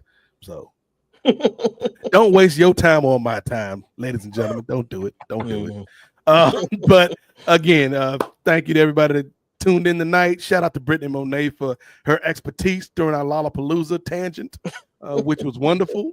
That may end up having to be a clip from this episode, Ray. That whole like Lollapalooza got so fascinating that we just completely dropped the whole WWE topic. It was like, what's going on with Lollapalooza? Is they still out here doing Lollapalooza? Yeah. We don't even care about them being on ESPN. We were just like who playing Lollapalooza this year? Rufus still sold twice. Twice. Well, Rufus got 2 checks. But yeah, that may have to be a clip coming to you sometime here in the near future from this episode. But again, you can check the audio version out on our feed. It'll be up maybe tomorrow, but definitely later this week. And then we'll be back next week with something. We don't know yet what we're going to do next week. Maybe it'll be a Kings of Sport. Maybe it'll be the parlay. Maybe it'll be a live watch. But we'll be back with something next week. I'm thinking in my head right now, Ray, I'm thinking Kings of Sport because we are close to kickoff, man. That's true. NFL kickoff. And for those that don't know, we got breaking news, Jay Lacey. Breaking news. The trade has been official. MVP Josh Allen has been traded from my team, along with James Conner, to Ray's team for Patrick Mahomes and Bijan Robinson. We did it. Oh, wow. No. I got the sneaky suspicion that I've been fleeced, but we'll see how. Josh was a very valuable member of my team for a week. We appreciate his contributions to the organization. He was a leader. He was like a coach on the field, and his presence will be missed. We're happy for the players that are coming in, but we're going to miss Josh and we're going to miss James. So best of luck in their future endeavors. You were talking. He's saying this now when we're doing the actual draft. This man, he was like Jerry Jones talking about Michael Parsons. Michael Parsons. Yo, the Jerry Jones thing was wild. We didn't even talk about that, but the interview with Stephen A. Smith. Now sometimes, the little kid wants something to eat, and mom and dad has got to tell him no. You can't have it. You can't have it before dinner. But the mom and daddy still love the kid, but they gotta set the rules. I'm like, Jerry, you talking about a grown ass man, dog? Right. What are we doing? That guy. We know Jerry won't be getting a pass from us during the hypothetical Civil War. You on your own, Jerry. You on your own. But yes, thank you all for checking out this edition of the Parlay, man. We appreciate it. And again, sign up for the Patreon and the YouTube. We're trying to do some moves this year, and we're excited about where this network is going and where we've already been. So keep rocking with us, and we're going to keep rocking with you. But that'll do it for another edition of the Parlay, episode 10. Episode X, I should say, because we got the weird numbering convention on these podcasts, but I dig it. So, for Jay Lacey, for the super producer himself, and one of the top-ranked fighters in UFC history, Ray Williams, to the beat of the rhythm of the night, dancing till the morning light. This elder barge ass entrance. That would actually be a pretty cool entrance, though.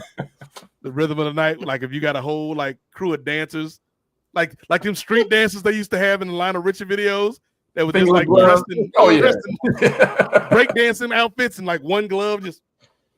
To the beat of the rhythm of the night, dancing till the like, brother, what is you doing? I don't think Dana White giving me that much of the budget, Dana ain't putting that much in the budget. Like, you can get one. You get one. Be like, Turbo from breaking? Raiden brought back Turbo from breaking. I mean, he let doggone Israel Adesanya come out with Jabberwockies. Oh yeah, one Jabberwocky. He had multiple. He had multiple Jabberwockies. You might let your corner crew just dance with you. That's about it. Right. So that'd be the question, Ray. Like, would you have your corner learn to dance, or would you just hire dancers as your corner for that night? Help me, coach. Like in between rounds, like Ray, you gotta move, brother. Like Coach Derulo, I can't do it, Coach Derulo. Stop blocking with your chin, sir. Like Jason Derulo and the Jabberwockies coaching Ray. Head movement. Like Omarion's like, Ray, you gotta move, brother. I can't do it, Coach Omarion. He gets Ray Gun over there. You need to stick and move. Right? Like Ray has the worst corner in UFC history. You don't have to hit him hard, just touch. Like, what is Usher doing out there? Like this corner, Ray. That was not a smart fight plan, brother. Ray has finally lost the championship. See that? Yeah. I gotta do that if I know for sure I'm gonna win. Right. Like if the dude is like 1,000 plus the 1,000 MGM bets. Like, what is Nelly Furtado doing out here? I'm gonna wash him. She won't. And on that note, shout out to everybody for checking out the parlay this evening. We'll be back next week with some more nefarious goodness. Until then, for Jay Lacey, for two-way Ray Williams, he of the Time Life Music Collection, I am the Godfather, Nate Milton. I forgot how we end these things, but that's okay. Because either way, we'll see y'all next time. Hit the button, Ray.